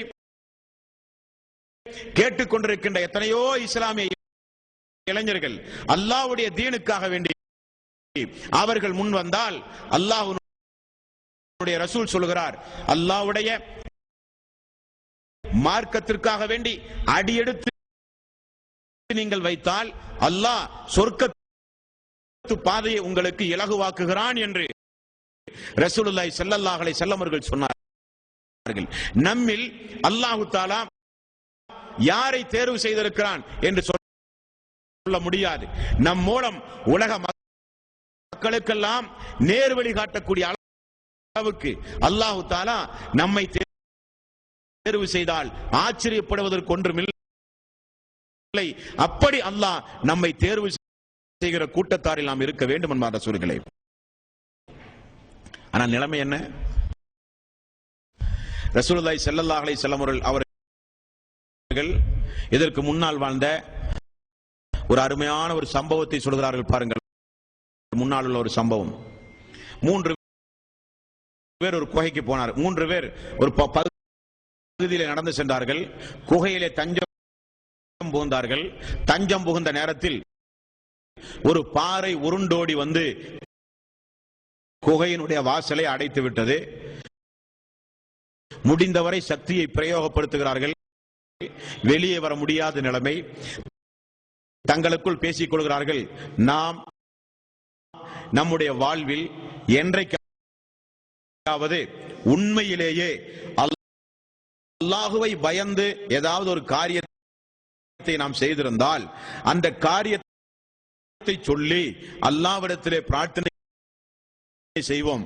அல்லாஹ் தான் நம்மை இந்த நேரத்தில் இந்த குகையில இருந்து வெளியே கொண்டு வர முடியும் என்று 3 பேரும் பிரார்த்தனை செய்கிறார்கள். அதில் ஒருவருடைய பிரார்த்தனை என்ன? ஒருவருடைய பிரார்த்தனை, அல்லாஹ்வே, நான் ஒரு இளைஞன், நான் ஒரு இளமை பருவத்தில் இருக்கிறவன், எனது குடும்பத்தில் ஒரு பெண்ணை அனுபவிக்க வேண்டும் என்று நீண்ட நாள் ஒரு திட்டம் போட்டேன். அந்த பெண் எனக்கு மசியாமலே இருந்தால், ஒரு நாள் அந்த பெண்ணுக்கு பொருளாதார நெருக்கடி வந்தது. அது கேட்டு என்னிடத்தில் வந்தால், அவர் துஆ செய்கிறார், அது கேட்டு என்னிடத்தில் வந்தார். நான் அந்த வாய்ப்பை பயன்படுத்தி உனக்கு பொருளாதாரம் தருகிறேன், ஆனால் என்னுடைய ஆசைக்கு இணங்கு என்று சொன்னேன். அந்த பெண் தன்னுடைய வறுமையை கருத்தில் கொண்டு எப்படியாகினும் பொருளாதாரம் கிடைக்கட்டுமே என்பதற்காக அந்த பெண் தன்னுடைய கற்பை எனக்காக வேண்டி தர சம்மதித்தால், அந்த பெண்ணை படுக்க வைத்து நான் கற்பை சூறையாடுகிற நேரத்தில் எல்லா முயற்சிகளையும் நான் செய்துவிட்டேன் யா அல்லாஹ். அப்பொழுது அந்த பெண் ஒரு வார்த்தை சொன்னால், அல்லாஹுவை பயந்து கொள் என்றால், உடனே நான் அல்லாஹுவை நான் பயந்து விட்டேன் என்று எழுந்தேன் யா அல்லாஹ். இது என்னுடைய இளமை பருவத்தில் நான் செய்த தியாகம். சொல்கிறார், இது என்னுடைய இளமை பருவத்தில் கிடைத்த வாய்ப்பை உனக்காக வேண்டிய அல்லாஹ். பெண்ணும் சம்மதித்தால் நானும் உடன்பட்டிருக்கிறேன். செய்தால் யாருக்குமே தெரியாது. அல்லாஹ்வே, உனக்காக வேண்டி என்னுடைய இளமை பருவத்தை அந்த தீய காரியத்திலே இருந்து ஒதுக்கினேனே, அதை உனக்காக வேண்டிதான் செய்தேன், என்னை காப்பாற்றி யா அல்லாஹ் என்கிறார். அல்லாஹு தஆலா அந்த இளமை பருவத்தில் அவர் செய்த அந்த தியாகத்தை அல்லாஹு தஆலா பொருந்திக் கொண்டு பாறை சிறிது விலகியது என்ற ஹதீசுகளிலே பார்க்கிறோம். இந்த இளமை பருவத்தில் நீங்கள் செய்கிற ஒவ்வொரு காரியத்திற்கும் விலை மதிக்க முடியாத பொக்கிஷத்தை அல்லாஹ் தருவான். ஆகவேதான் ரசூலுல்லாஹி ஸல்லல்லாஹு அலைஹி வஸல்லம் அவர்கள் சொன்னார்கள், முதிய வயதில் தொழுகிற, முதிய வயதில் வணக்க வழிபாடு செலுத்துகிற மக்களுக்கு அல்ல, சிறு பிள்ளைகள் 10 வயது 11 வயது பிள்ளைகள் தொழுகிறார்கள், நோன்பு வைக்கிறார்கள், அவர்களுக்கு அல்ல அரிசுடைய நிழல். இளமை பருவத்தை வணக்க வழிபாட்டிலேயே கழித்த அந்த இளைஞர்களுக்கு அரிசுடைய நிழல் மறுமை நாளிலே உண்டு என்று நபிகள் நாயகம் ஸல்லல்லாஹு அலைஹி வஸல்லம் அவர்கள் கூறினார்கள். அப்படிப்பட்ட ஒரு வாய்ப்பு அல்லாஹ் நம் அனைவர்களுக்கும் தர வேண்டும். இனி ஒட்டுமொத்த ஊரையே இந்த தௌஹீதின் பக்கம், இஸ்லாத்தின் பக்கம் கொண்டு வந்த ஒரு இளைஞனுடைய வாழ்க்கை வரலாற்றை அல்லாஹ் தஆலா குர்ஆனில் சொல்கிறான். யாருக்காவது தெரியுமா? ஒட்டுமொத்த ஒரு ஊரையே, அரசனை தவிர, அரசவையில் பணிபுரிகின்ற ஆட்களை தவிர, அந்த ஊர் மக்கள் அனைவரையும் இந்த ஏகத்துவத்தின் பக்கம் கொண்டு வந்த ஒரு இளைஞர் உண்டு என்றால் அதை அல்லாஹு தஆலா சூரத்துல் புரூஜ் என்கிற 85வது அத்தியாயத்தின் 1 முதல் 10 வரை உள்ள வசனங்களிலே தொடர்ந்து நீங்கள் பார்க்கலாம். அல்லாஹ் ஒரு கொடூர சம்பவத்தை இங்கே சொல்கிறான். ஈவிரக்கம் இல்லாமல் மனிதர்கள் அன்றைக்கு நடந்து கொண்ட, ஒரு அரசன் நடந்து கொண்ட ஒரு சம்பவத்தை அல்லாஹ் தஆலா சொல்கிறான். வரலாறுகளிலே பார்க்கிறோம். இது எப்பொழுது நடந்திருக்கிறது என்றால், ரசூலுல்லாஹி ஸல்லல்லாஹு அலைஹி வஸல்லம் அவர்களுக்கும் ஈசா அலைஹிஸ்ஸலாத்து வஸ்ஸலாம் அவர்களுக்கும் மத்தியில் இடைப்பட்ட காலத்தில் நடந்த ஒரு சம்பவம். இந்த சம்பவம் அல்லாஹ் சொல்கிறான், வஸமாஇதாத்தில் புரூஜ், கிரகங்களை உடைய வானத்தின் மீது சத்தியமாக நான் சொல்லுகிறேன். அல்லாஹ் சொல்கிறான், வல் யௌமில் மவ்ஊத், வாக்களிக்கப்பட்ட அந்த இறுதி நாளின் மீது சத்தியமாக நான் சொல்லுகிறேன். வஸாஹிதின் வமஷ்ஹூத், நிச்சயமாக சாட்சியாளர்கள் மீதும் சாட்சி சொல்லப்படுபவன் மீதும் சத்தியமாக நான் சொல்லுகிறேன். அன்னாரி தாத்தில் வகூத், அன்னாரி தாத்துல் வகூத், குத்தில அஸ்ஹாபுல் உஹ்தூத், நெருப்பு குண்டத்தை உடையவர்களை நிச்சயம் அல்லாஹ் சபித்து விட்டான். 4 சத்தியத்தை போட்டு அல்லாஹ் சொல்கிறான். கிரகங்களை படைத்த, கிரகங்களை உடைய வானத்தை படைத்த அவை மீது சத்தியமாக, வாக்களிக்கப்பட்ட கியாம நாளின் மீது சத்தியமாக, நெருப்பு குண்டத்தை உடையவர்கள் நிச்சயம் அல்லாஹ்வுடைய சாபத்திற்குரியவர்கள். என்ன செய்தார்கள் அவர்கள்? அன்னாரி தாத்தில் வகூத், எரிபொருளுடைய நெருப்பு குண்டத்தை அந்த பாவிகள் உண்டாக்கினார்கள். பிரம்மாண்டமான நெருப்பு குண்டம். அந்த நெருப்பு குண்டத்தை அவர்கள் உருவாக்கினார்கள். அன்னாரி தாத்தில் வகூத் இதுகும் அலைஹா குஊத், அவர்கள் அதன்பால் அமர்த்தப்பட்டார்கள். நெருப்பு குண்டத்தை சுற்றி அந்த படை தளபதிகள் அமர்ந்து கொண்டார்கள். ஊர் மக்கள் எல்லாம் ஒரு பக்கம் திரட்டப்பட்டார்கள். அல்லாஹ் சொல்கிறான், வஹும் அலாமா யஃஅலூன பில் முஃமினீன ஷுஹூத், அவர்கள் இறை நம்பிக்கையாளர்கள் என்பதற்கு இந்த பாவிகள் தான் சாட்சி. அவர்கள் இறை நம்பிக்கையாளர்கள் அந்த மக்கள். மேலும் அல்லாஹ் சொல்கிறான், வமா நகமு மின்ஹும் இல்லா அன் யுமினு பில்லாஹில் அஸீஸில் ஹமீத். அல்லாஹ் ஒருவன்தான் என்று அந்த மக்கள் சொன்னதை தவிர அந்த மக்கள் வேறு எந்த குற்றமும் செய்யவில்லை என்பதற்கு இவர்கள் தான் சாட்சி. இவர்கள் அல்லாஹ் விடமாட்டான்.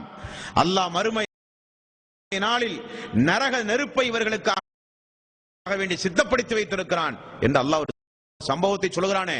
இவருடைய பின்னணி எத்தனை பேருக்கு தெரியும் அன்பான சகோதரர்களே?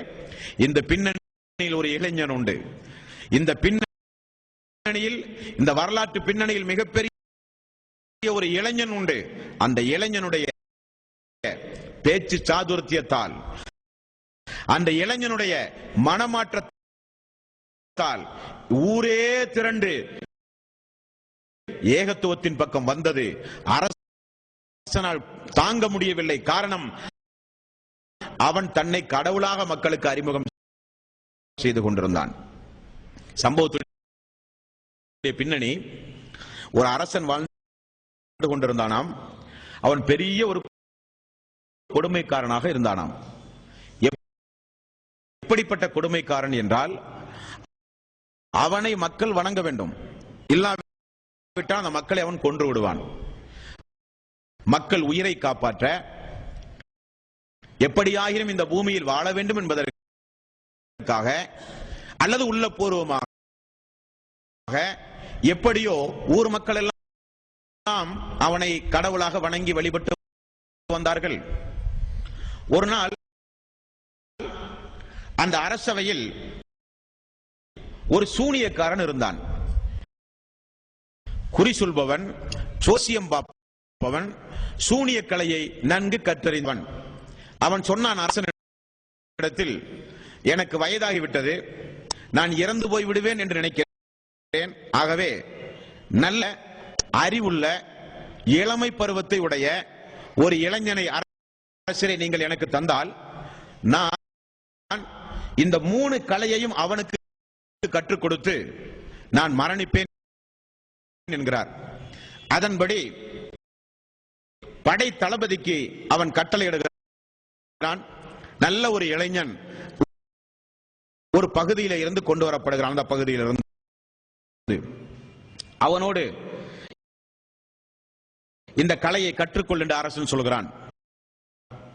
தினசரி அந்த கலையை கற்றுக்கொள்வதற்காக வேண்டி வீட்டிலிருந்து வந்து போய் கொண்டிருந்த அந்த இளைஞனை ஒரு நாள் ஒரு கிறிஸ்தவ பாதிரியார் இடையில் பார்த்து விடுகிறார். எங்கே செல்கிறீர் என்கிறார். நடந்த விவரங்களை எல்லாம் கூறுகிறான். எத்தனை நாள் செல்கிறீர் என்று கேட்கிறார். பல நாள் செல்கிறேன் என்று சொல்கிறார். அவர் அமர வைத்து ஏகத்துவத்தை, அல்லாஹ் ஒருவனை மட்டுமே வணங்க வேண்டும் என்கிற அந்த தௌஹீதை அந்த இளைஞனுக்கு அவர் போதிக்கிறார். அதனால் ஈர்க்கப்படுகிறார், மனமாற்றம் ஏற்படுகிறது. இடையில் இவன் தினசரி பாதிரியாரை பார்த்த பிறகுதான் சூனியக்காரனிடத்திலே செல்லுவான். சூனியக்காரன் ஒரு நாள், ஏன் தினசரி தாமதமாக வருகிறாய் என்று கேட்டான். அப்பொழுது இந்த இளைஞன், நான் வேறு வேறு காரியத்தினால், வேறு வேறு அலுவலகத்தினால் நான் தாமதமாக வருகிறேன் என்று மழுப்பலானார். இப்படி அல்லாஹுவை முழுக்க முழுக்க உள்ளத்திலே விசுவாசித்தான் அந்த இளைஞன். இப்படி விசுவாசித்த நிலையில் நடக்கின்ற சம்பவத்தை பாருங்கள். ஊர் மக்களுக்கு மிகப்பெரிய இடையூறு கொடுத்துக் கொண்டிருந்தது ஒரு மிருகம். மக்களால் சரிவர தன்னுடைய அலுவலக தேவையை செய்ய முடியாத அளவுக்கு அந்த மிருகம் மக்களை குறுக்கிட்டு மக்களுக்கு இடையூறு செய்து கொடுத்துக் கொண்டிருந்தது. ஒரு நாள் அந்த மிருகம் மக்களை எல்லாம் ஒரு இடத்திலே ஒன்று கூட்டி பயமுறுத்தி கொண்டிருந்தது. இவன், இந்த இளைஞன் கீழே இருக்கிற ஒரு கல்லை எடுத்து, அல்லாஹ்வே, நான் உண்மையில் உன்னை விசுவாசித்தது உண்மையானால்,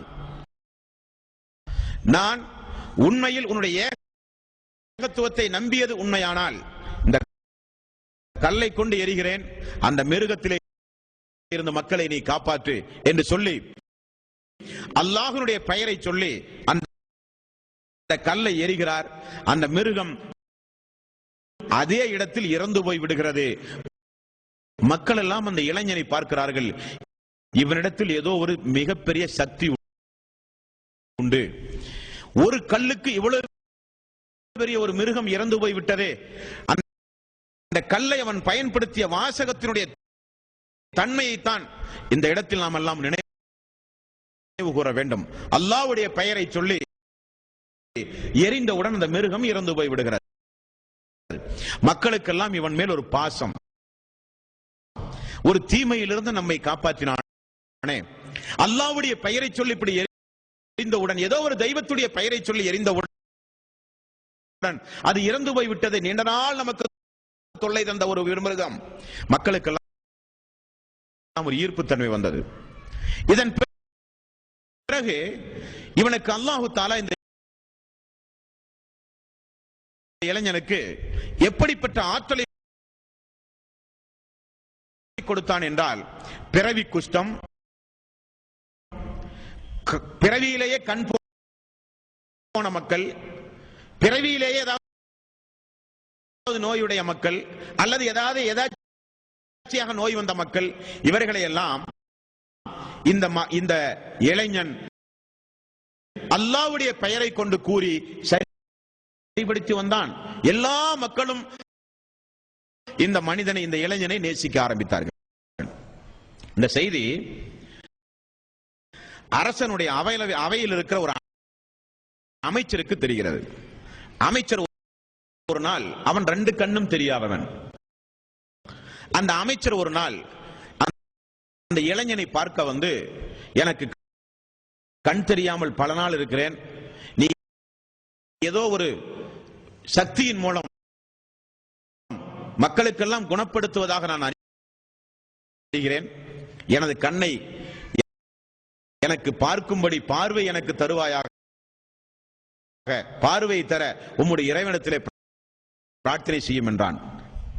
சொன்னான், நான் சொல்லுகிற வாசகத்தை நீங்கள் சரியாக சொன்னால் உங்களுக்கு கண் வரும் என்றான். என்ன வாசகம்? இறைவனாகிய அல்லாஹ் ஒருவனை தவிர யாரையும் நான் வணங்க மாட்டேன், அவனுடைய பெயரால் நான் இப்பொழுது நோய் நிவாரணம் தேடுகிறேன் என்று சொல் என்றான். அவன் அப்படியே சொன்னான். கண் தெரிந்தது. அந்த அமைச்சர் முஸ்லீம் ஆகிவிட்டார். கண் தெரிந்த நிலையில் அவைக்கு வருகிறார். மன்னரிடத்தில் பார்க்கிறார் எல்லோரையும். அரசனும் கேட்கிறான், கண் தெரியாத உனக்கு எப்படி கண் தெரிந்தது? நடந்த சம்பவத்தை சொல்கிறான். அரசன் ஆத்திரம் அடைகிறான். அப்படியா? நான் ஒருத்தன் தன்னை கடவுள் என்று மக்கள் நம்பிக்கொண்டிருக்கிற நேரத்தில் இன்னொருவன் கடவுள் என்று, அதுவும் என்னுடைய ஆட்சியின் கீழ் இருக்கிறானா, அவனை பிடித்து வாருங்கள், அவனுடைய குரு யார், அவனையும் கொண்டு வாருங்கள் என்று கிறிஸ்துவ பாதிரியாரும் அந்த இளைஞனும் கண் தெரிந்த அந்த அமைச்சரும் அவையிலே நிற்கிறார்கள். என்ன சம்பவம் என்று கேட்கிறான். இளைஞன் சொல்கிறான், நீ அல்ல கடவுள், உன்னையும் என்னையும் படைத்த அல்லாஹ் ஒருவன் மட்டும்தான் கடவுள் என்று இளைஞர் துணிச்சலாக பேசுகிறார். கண் தெரிகிற அந்த அமைச்சர் சொல்லுகிறார், உண்மையில் அந்த இளைஞன் சொல்லுகிற கடவுள் தான் உண்மையான கடவுள் என்று சொல்லுகிறார். கண் சிமிட்டும் நேரத்திற்குள் அந்த பாதிரியாரையும் அமைச்சரையும் வாளை கொண்டு வந்து நெற்றியில இருந்து 2 கூறாக கிழித்து வீசுகிறான் அரசன். காரணம், அவனை வணங்காத மக்கள் அவனுடைய ஆட்சியின் கீழ் இருக்க கூடாது என்பது அவனுடைய குறிக்கோள்.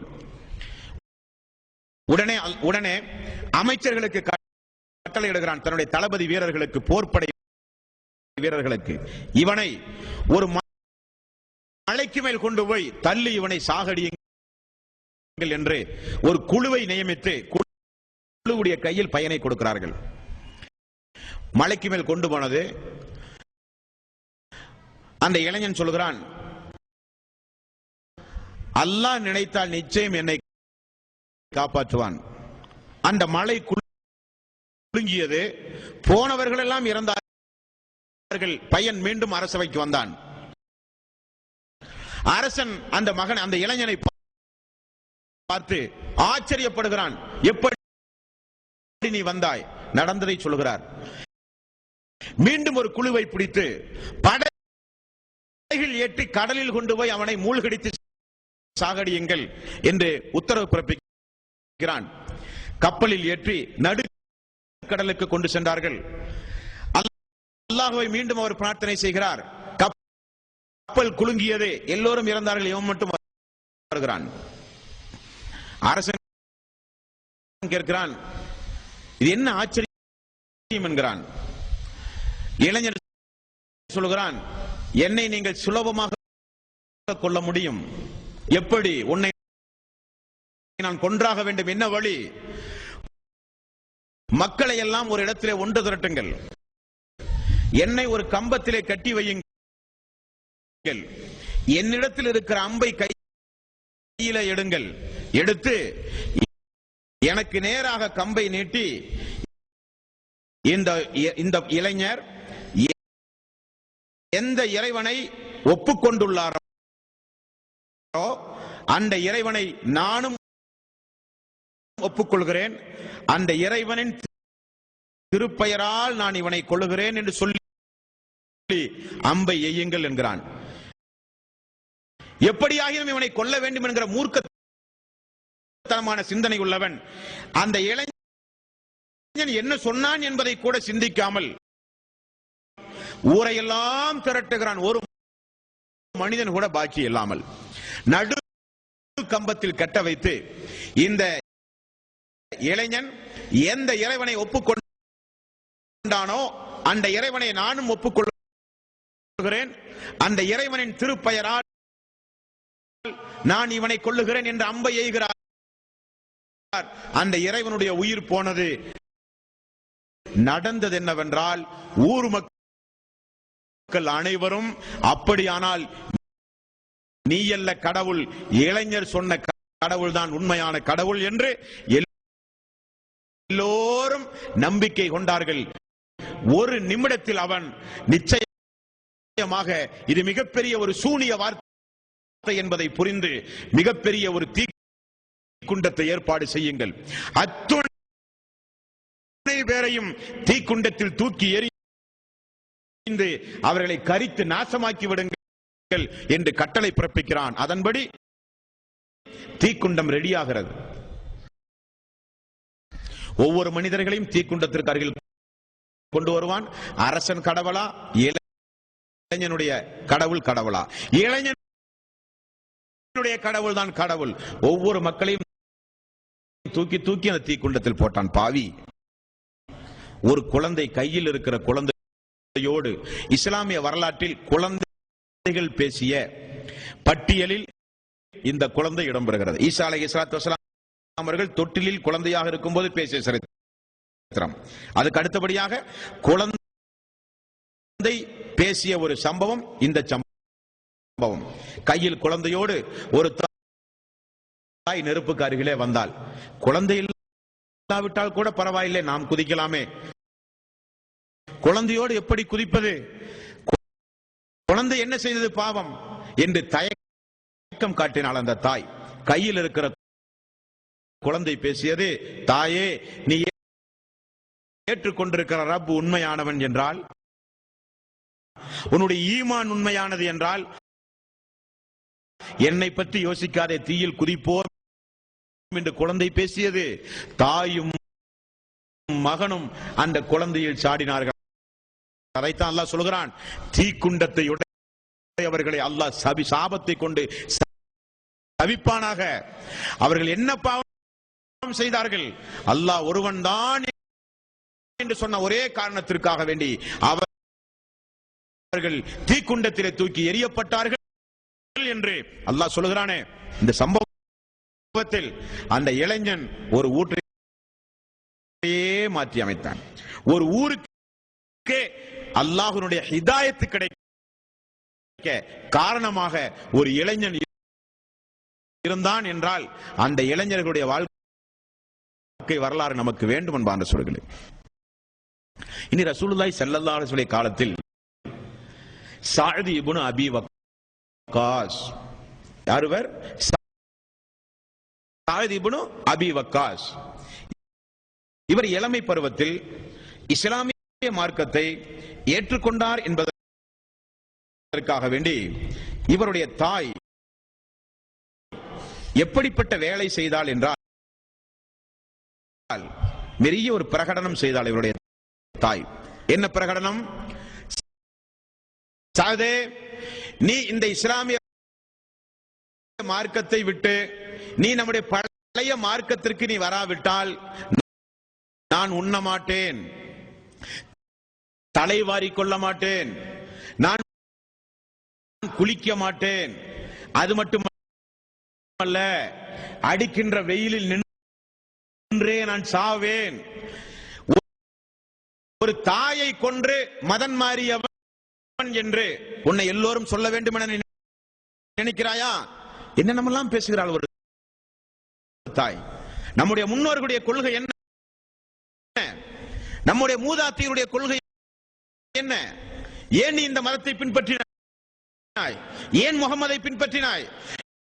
நீ திரும்பி நம்முடைய மூதாதையர்கள் மார்க்கம், நான் சொன்ன மார்க்கத்தின் பக்கம் நீ வராவிட்டால் உண்ண மாட்டேன், குளிக்க மாட்டேன், வெயிலிலே நிற்பேன், அப்படியே நான் இறந்தும் போவேன் என்று தாய் பாசத்தை கொட்டுகிறாள் மகனின் மீது.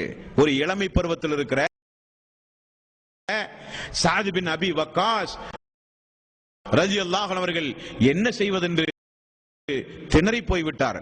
அடித்தால் கூட தாங்குவார்கள், நோவினை செய்தால் கூட பொறுமையாக இருப்பார்கள், தேவைப்பட்டால் ஹிஜ்ரத் கூட செய்வார்கள். தன்னை பெற்று வளர்த்திய ஒரு தாய் இப்படிப்பட்ட ஒரு முடிவை எடுத்து உண்ணாமல் குளிக்காமல் நடு வீதியிலே வெயிலில் நின்று சாவேன் என்று சொல்லுகிறார். ஊர் என்ன சொல்லும்?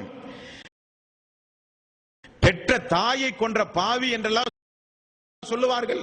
எல்லாம் நினைக்கிற சஅத் ரலியல்லாஹு அன்ஹு அவர்கள் மனம் குழம்புகிறது அவருக்கு. அல்லாஹு தஆலா 31வது அத்தியாயத்தின் 15வது வசனத்தை சஅத் ரலியல்லாஹு அவர்களுக்காக வேண்டி அல்லாஹ் இறக்கிய வசனம். குறித்து வைக்கிறேன். நீங்க எல்லாம் இளைஞர்கள் மார்க்கத்திற்கு என்ன செய்தார்கள்? இளமை பருவத்தோடு இருக்கிற மக்களுக்கு இறங்கிய வசனம் எல்லாம் எது? இளைஞர்கள் இந்த மார்க்கத்திற்காக வேண்டி எந்தெந்த வகையில் பாடுபட்டார்கள் எல்லாம் குறித்து வைக்க வேண்டும். நண்பர்களுக்கு எடுத்து சொல்ல வேண்டும். அதன்படி நண்பர்களை வாழ தூண்ட வேண்டும். நாம் எல்லாம் அல்லாஹு தஆலா 14வது 15வது வசனத்தை அல்லாஹ் இறக்கினான். அல்லாஹ் என்ன சொல்கிறான்? மனிதனுக்கு நான் வசியத்து செய்தேன், அவனுடைய பெற்றோர்கள் ஒருவரோ இருவரோ முதுமையில் உங்களிடத்தில் இருந்தாலும் அவர்களை நீ பாதுகாக்க வேண்டும். சி என்று கூட நீ உதாசீனப்படுத்தக் கூடாது. அல்லாஹ் சொல்கிறான், வவஸைனல் இன்சான பிவாலிதைஹி ஹமலத்துஹு உம்முஹு வஹனன் அலா வஹனின். சிரமத்திற்கு மேல் சிரமப்பட்டு உன்னுடைய பெற்றோர்கள் உன்னை பெற்று வளர்த்து. சஅதுக்கு அல்லாஹ் சொல்கிறான், அல்லாஹ்வுடைய ரசூலுக்கு அல்லாஹ் வஹியை இறக்கி சஅத் ரலியல்லாஹு அன்ஹுவுக்கு சொல்கிறான். சஅதுடைய தாய் வெயிலில் நிற்கிறாள். சஅதை பார்த்து அல்லாஹ்வுடைய ரசூல் சொல்கிறான். அல்லாஹ் தஆலா அல்லாஹ்வுடைய ரசூல் சொல்கிறார், வவஸைனல் இன்சான பிவாலிதைஹி ஹமலத்துஹு உம்முஹு வஹனன் அலா வஹனின். உங்களுடைய தாய் ஒருவரோ இருவரோ வயோதிக பருவத்தில் உங்களிடத்தில் இருந்தால் சி என்று கூட உதாசீனப்படுத்தாதீர்கள், அவர்களை நீங்கள் பராமரியுங்கள். வஇன் ஜாஹதாக, அல்லாஹ் தொடர்ந்து சொல்கிறான், வஇன் ஜாஹதாக அலா அன் துஸ்ரிக பிமா லைஸ லக பிஹி இல்முன், ஆனால் அந்த தாய் எந்த தாய்க்கு பணிவிடை செய் என்று நான் சொல்லுகிறேனோ, எந்த தாயை சீ என்று கூட உதாசீனப்படுத்தாதே என்று நான் சொல்லுகிறேனோ, அந்த தாய் வஇன் ஜாஹதாக அலா அன் துஸ்ரிக பிமா லைஸ லக பிஹி இல்முன், எனக்கு இணை வைக்க செய்ய தூண்டினால் அந்த தாய்க்கு நீ கட்டுப்படாதே. எனக்கு இணை வைக்க சொல்லி தூண்டினால் அந்த தாய்க்கு கட்டுப்படாதே. ஃபலா துதிஹுமா வஸாஹிபுஹுமா ஃபித் துன்யா மஅரூஃப், உலக காரியங்களில் அந்த தாய்க்கு என்ன வேண்டுமானாலும் நீ செய்யாதே, என்ன வேண்டுமானாலும் செய்யுங்கள். அல்லாஹ்வுக்கு இணை வைக்க தாய் தூண்டினால் செய்யாதீர்கள். அல்லாஹ் தஆலா ஆயத் இறக்கினான். ஒரு இளமை பருவத்தில் இஸ்லாத்தை ஏற்றுக்கொண்ட ஒரு சகோதரனுக்கு, ஒரு நபி தோழருக்கு ஏற்பட்ட ஒரு சங்கடமான ஒரு சூழ்நிலை, இந்த மார்க்கத்திற்காக வேண்டி தியாகம் செய்தே ஆக வேண்டும் என்கிற நிலை இப்பொழுது உண்டு. காரணம், ரசூலுல்லாஹி ஸல்லல்லாஹு அலைஹி வஸல்லம் அவர்கள் சொன்னார்கள், எனக்கு பிறகு ஒரு காலம் வரும், அந்த காலம் எப்படிப்பட்ட காலம் என்றால், உருவச் சிலையின் பக்கம் எனது சமூகம் செல்லாத வரை கியாமனால் வராது என்றார்கள். இன்னைக்கு சாதாரணமாக இன்றைக்கு நடந்து கொண்டிருக்கிறது. சபரிமலைக்கு மாலை போடுகிறவன் முஸ்லீமாக இருக்கிறான். கிறிஸ்தவர்கள் நடத்துகிற ஜப கூட்டத்தில் முஸ்லிம் பெண்கள் பர்தா அணிந்து கொண்டு போய் ஜப கூட்டத்திலே போய் கலந்து கொள்கிறார்கள். விநாயகர் சதுர்த்தி ஊர்வலத்தில் முஸ்லிம்கள் இருக்கிறார்கள். விநாயகர் சதுர்த்தி ஊர்வலத்தை துவக்கி வைக்கிறவர்கள் ஜமாத்துடைய தலைவர்களாக இருக்கிறார்கள். இப்படிப்பட்ட அவசிய காலத்தில் நாம் எல்லாம் இருக்கிறோம். அதுவும் குறிப்பாக இளமை பருவத்தில் இருக்கிறோம். அல்லாஹு தஆலா நமக்கு முன்னால் 70 வயதுடையவர்கள் இங்கே உண்டு, நம்முடைய மொஹல்லாக்களிலே உண்டு. 70 வயதில் இருக்கிற அவர்களிடத்திலே போய், உங்களுடைய 25 வயதில் நீங்கள் எப்படி இருந்தீர்கள் என்று கேளுங்கள், சரித்திரம் சொல்லுவார்கள், நீங்கள் அதிர்ந்து போவீர்கள். ஆனால் அல்லாஹ் தஆலா இந்த பள்ளி பருவத்திலேயே நமக்கு ஹிதாயத்தை தந்து, இதுதான் குர்ஆன் சுன்னா என்கிற வழியை காண்பித்து, இது கூடாத காரியம், இது கூடுகிற காரியம் என்று சொல்ல வைத்து, இப்படிப்பட்ட ஒரு சபையில் எல்லோரும் எப்படியெல்லாமோ காலத்தை கழித்துக் கொண்டிருக்கிற இந்த நேரத்தில், இந்த பயிற்சி முகாமில் அல்லாஹ் நம்மை பங்கு வர செய்து, இப்படிப்பட்ட சான்றோர்களுடைய வாழ்க்கை வரலாற்றை எல்லாம் கேட்க செய்து, அல்லாஹ் தஆலா நம்மை தேர்வு செய்திருக்கிறானே, இது மிகப்பெரிய ஒரு அருள் அல்லவா? இது மிகப்பெரிய ஒரு நிஅமத் அல்லவா? இங்கே இருக்கிற நம்மில் ஒருவரை அல்லாஹ் தஆலா தேர்வு செய்தால், அல்லாஹ் தஆலா இந்த மார்க்கத்தை எங்கோ கொண்டு போய் விடுவானே, நமக்கும் மிக மிக சுலபமாக சொர்க்கத்திற்குள் செல்லலாம் என்பான்ற சொற்களே. நீங்கள் உருவாக்குகிற ஒரு தாய், அகமது தீதார் என்பவர் உருவாக்கிய ஒரு தாய், உலகம் முழுக்க இன்றைக்கு அவரை எதிர்கொள்ள முடியாமல் கிறிஸ்தவர்களும் இந்துக்களும் திணறிக்கொண்டு கூட்டம் கூட்டமாக எல்லோரும் இன்றைக்கு இஸ்லாத்தின் பக்கம் வந்து கொண்டிருக்கிற இந்த நன்மையில் பங்கு மிஸ்டர் அகமது தீதார் குண்டுமா இல்லையா? அதே போல உங்களின் மூலம் ஒரு மனிதன் உருவாகி அவரை கொண்டு அல்லாஹ் தஆலா இந்த மார்க்கத்தை நிலைபெறச் செய்தான் என்றால், உங்களின் மூலம் அல்லாஹ் நிலைபெறச் செய்தான் என்றால், இதனுடைய கூலி யாருக்கு? உருவாக்கிய நபர்களுக்கு இல்லையா?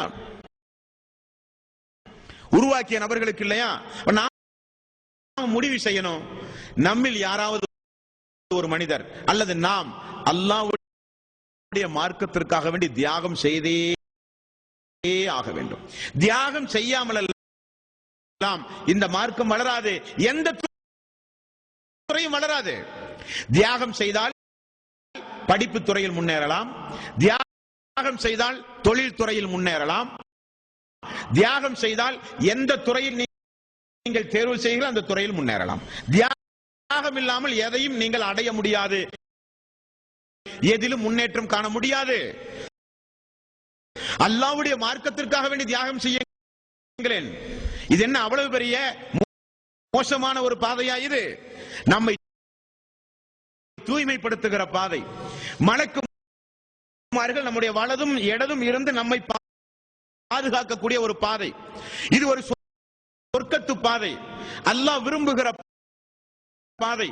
இந்த துனியாவில் 2 படைகள் உண்டு மனித சமூகத்தில். ஒன்று ஹிஸ்பு சைத்தான், சைத்தானுடைய படை. இன்னொன்று ஹிஸ்புல்லாஹ், அல்லாஹ்வுடைய படை. வல் தக்கும் மின்கும் உம்மத்தின் யதுஊன இலல் கைர் யஅமுரூன பில் மஅரூஃப் வ யன்ஹவுன அனில் முன்கர் வ து'மினூன பில்லாஹ். படைக்கப்பட்ட சமூகத்தில் நீங்கள் தான் சிறந்த படைப்பு. அந்த அந்தஸ்து வர என்ன காரணம்? நீங்கள் ஒரு தாயியாக மாறுகிறீர்கள், நன்மை ஏவுகிறீர்கள், தீமையை தடுக்கிறீர்கள், அல்லாஹ்வை நம்புகிறீர்கள். ஆகவே குன்தும் கைர உம்மத்தின் உஹ்ரிஜத் லின்னாஸ், படைக்கப்பட்ட சமூகத்தில் நீங்கள் தான் சிறந்த படைப்பு என்று அல்லாஹ் ரப்புல் ஆலமீன் சொல்கிறான். ஆக இளமை பருவத்தை வீணடித்து விடக்கூடாது. இளமை பருவம் மிக மிக முக்கியமான ஒரு பருவம். இந்த பருவத்தை வீணடித்து விட்டால் திரும்ப நமக்கு இந்த பருவம் கிடைக்காது. இந்த பருவத்தை வீணடித்து முதுவ வயதை அடைந்து செயல்பட வேண்டும் என நாம் நினைத்தாலும் உடல் நமக்கு ஒத்துழைக்காது. இபாதத்துகளை கூட உயிரோட்டமாக செய்ய முடியாது. அப்படிப்பட்ட விலை மதிக்க முடியாத அல்லாஹ்வுடைய மிகப்பெரிய நேமத்தாக திகழ்கின்ற இந்த இளமை பருவத்தை நாம் ஒவ்வொருவரும் பாதுகாக்க வேண்டும். இனி சொல்ல வேண்டுமானால், திருக்குர்ஆனை இந்த மனித சமூகத்திற்கு பாதுகாத்து, உள்ளங்களில் பாதுகாத்து, தூதரோடு இருந்து வஹி வருகிற பொழுதெல்லாம் எழுதி எழுதி அபூபக்கர் சித்திக் ரலியல்லாஹு காலத்தில் அந்த எழுதப்பட்ட பிரதிகளை எல்லாம் கொண்டு வந்து உள்ளத்தில் இருக்கிற திருக்குர்ஆனையும் ஒப்பிட்டு பார்த்து புத்தக வடிவில் திருக்குர்ஆன் அபூபக்கர் சித்திக் ரலியல்லாஹு ஆட்சி காலத்தில் உருவாக்கப்பட்ட வரலாறு உங்களுக்கு தெரியும். அதில் இளைஞர்களுடைய பங்களிப்பு பிரதானமான பங்களிப்பு. ஸைத் பின் தாபித் ரலியல்லாஹு அன்ஹு வஹி எழுதுகிற குழுவினுடைய தலைவர். அவரை வைத்துதான் அபூபக்கர் சித்திக் ரலியல்லாஹு அன்ஹு அவர்கள் உங்களுடைய தலைமையின் கீழ் இந்த பணி நடக்க வேண்டும் என்றார். ஸைத் பின் தாபித் சொன்னார், மலையை நகர்த்த சொன்னால் கூட நான் முயற்சி செய்வேன், ஆனால் அதை விட ஒரு பெரிய பணியை என்னிடத்தில் சுமத்துகிறீர்களே என்றார். அபூபக்கர் சித்திக் அவர்கள் சொன்னார்கள், இது வருகிற தலைமுறைக்கு உங்களால் கிடைக்கின்ற நற்பயன் என்றார்கள். அவருடைய முயற்சியால் தான் இன்றைக்கு திருக்குர்ஆன் நம்முடைய கையில் இருக்கிறது. ஒரு இளைஞர் அல்லாஹ்வுடைய வேதத்தை உள்ளத்தால் பாதுகாத்து நபிமார்கள், நபி தோழர்களுடைய பங்களிப்போடு திருக்குர்ஆன் இன்றைக்கு நமக்கு தந்திருக்கிறார்கள் என்றால் இளைஞர்கள் பின்னணியிலே இருக்கிறார்கள். உமர் ரலியல்லாஹு ஆட்சி காலம் எவ்வளவு இளைஞர்களுக்கு முன்னுதாரணம் கொடுத்தார்கள் தெரியுமா? உமர் அவர்கள் உமர் ரலியல்லாஹு ஆட்சி காலத்தில் உயர்மட்ட ஆலோசனை குழு மஜ்லிஸ் ஷூரா இருந்தது உமருடைய ஆட்சி காலத்தில். அந்த ஆட்சி காலத்தில் அவருடைய மஜ்லிஸ் ஷூராவில் எடுக்கப்படுகிற முடிவின்படிதான் அரசே அன்றைக்கு இயங்கும். அந்த மஜ்லிஸ் ஷூராவில் இளைஞர்கள் அதிகம் என்ற வரலாறுகளிலே பார்க்கிறோம். காரணம், இளைஞர்கள் தான் தலைவர்களுக்கு முறையான நெறியான வழிகாட்டுதலை காட்ட முடியும் என்பதற்காக வேண்டி இளைஞர்கள் உமர் ரலியல்லாஹு ஆட்சி காலத்தில் அவையில் அதிகம் பங்கு பெற்றார்கள் என்றும் அவருடைய வாழ்க்கை வரலாற்றில், இளைஞருடைய வாழ்க்கை வரலாற்றை நம்ம பார்க்க முடிகிறது அன்பார்ந்த சகோதரர்களே. அதே போல முஸ்அப் ரலியல்லாஹு அன்ஹு அவர்கள் வாழ்க்கை வரலாறு பயானிலே கேள்விப்பட்டிருப்பீர்கள். முஸ்அப் ஒரு இளைஞராக இருந்த ஒரு காரணத்தினால் அல்லாஹ்வுடைய ரசூல் தான் போவதற்கு முன்னதாகவே மதீனாவுக்கு பிரதிநிதியாக அனுப்பி தன்னுடைய இளமை பருவத்தை முழுக்க அவரும் தான் கொடுத்த பொறுப்பை அல்லாஹ்வுக்காக வேண்டியே அர்ப்பணித்து உஹது போரில் ஷஹீதானவர் முஸ்அப் ரலியல்லாஹு அன்ஹு அவர்கள். அவரையும் இந்த நல்ல நேரத்தில் நாம் நினைவு கூறாமல் இருக்க முடியாது.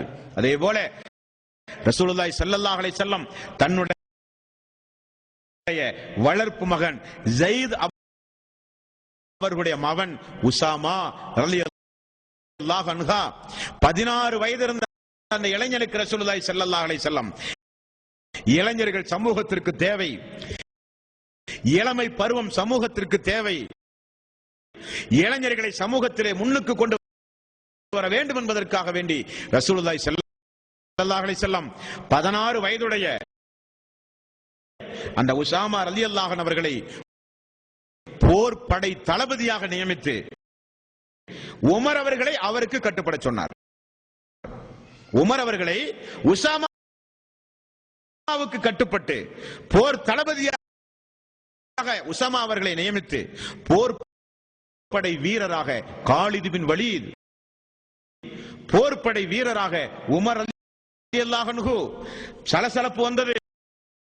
இவ்வளவு சிறுவனை ரசூலுல்லாஹி ஸல்லல்லாஹு அலைஹி வஸல்லம் தேர்வு செய்கிறாரே. உசாமாவுடைய தலைமையில் உங்களுக்கு வெற்றி உண்டு, எதையும் பேசக்கூடாது என்றார்கள் ரசூலுல்லாஹி ஸல்லல்லாஹு அலைஹி வஸல்லம். இளைஞர்களை முன்னுக்கு நிறுத்தி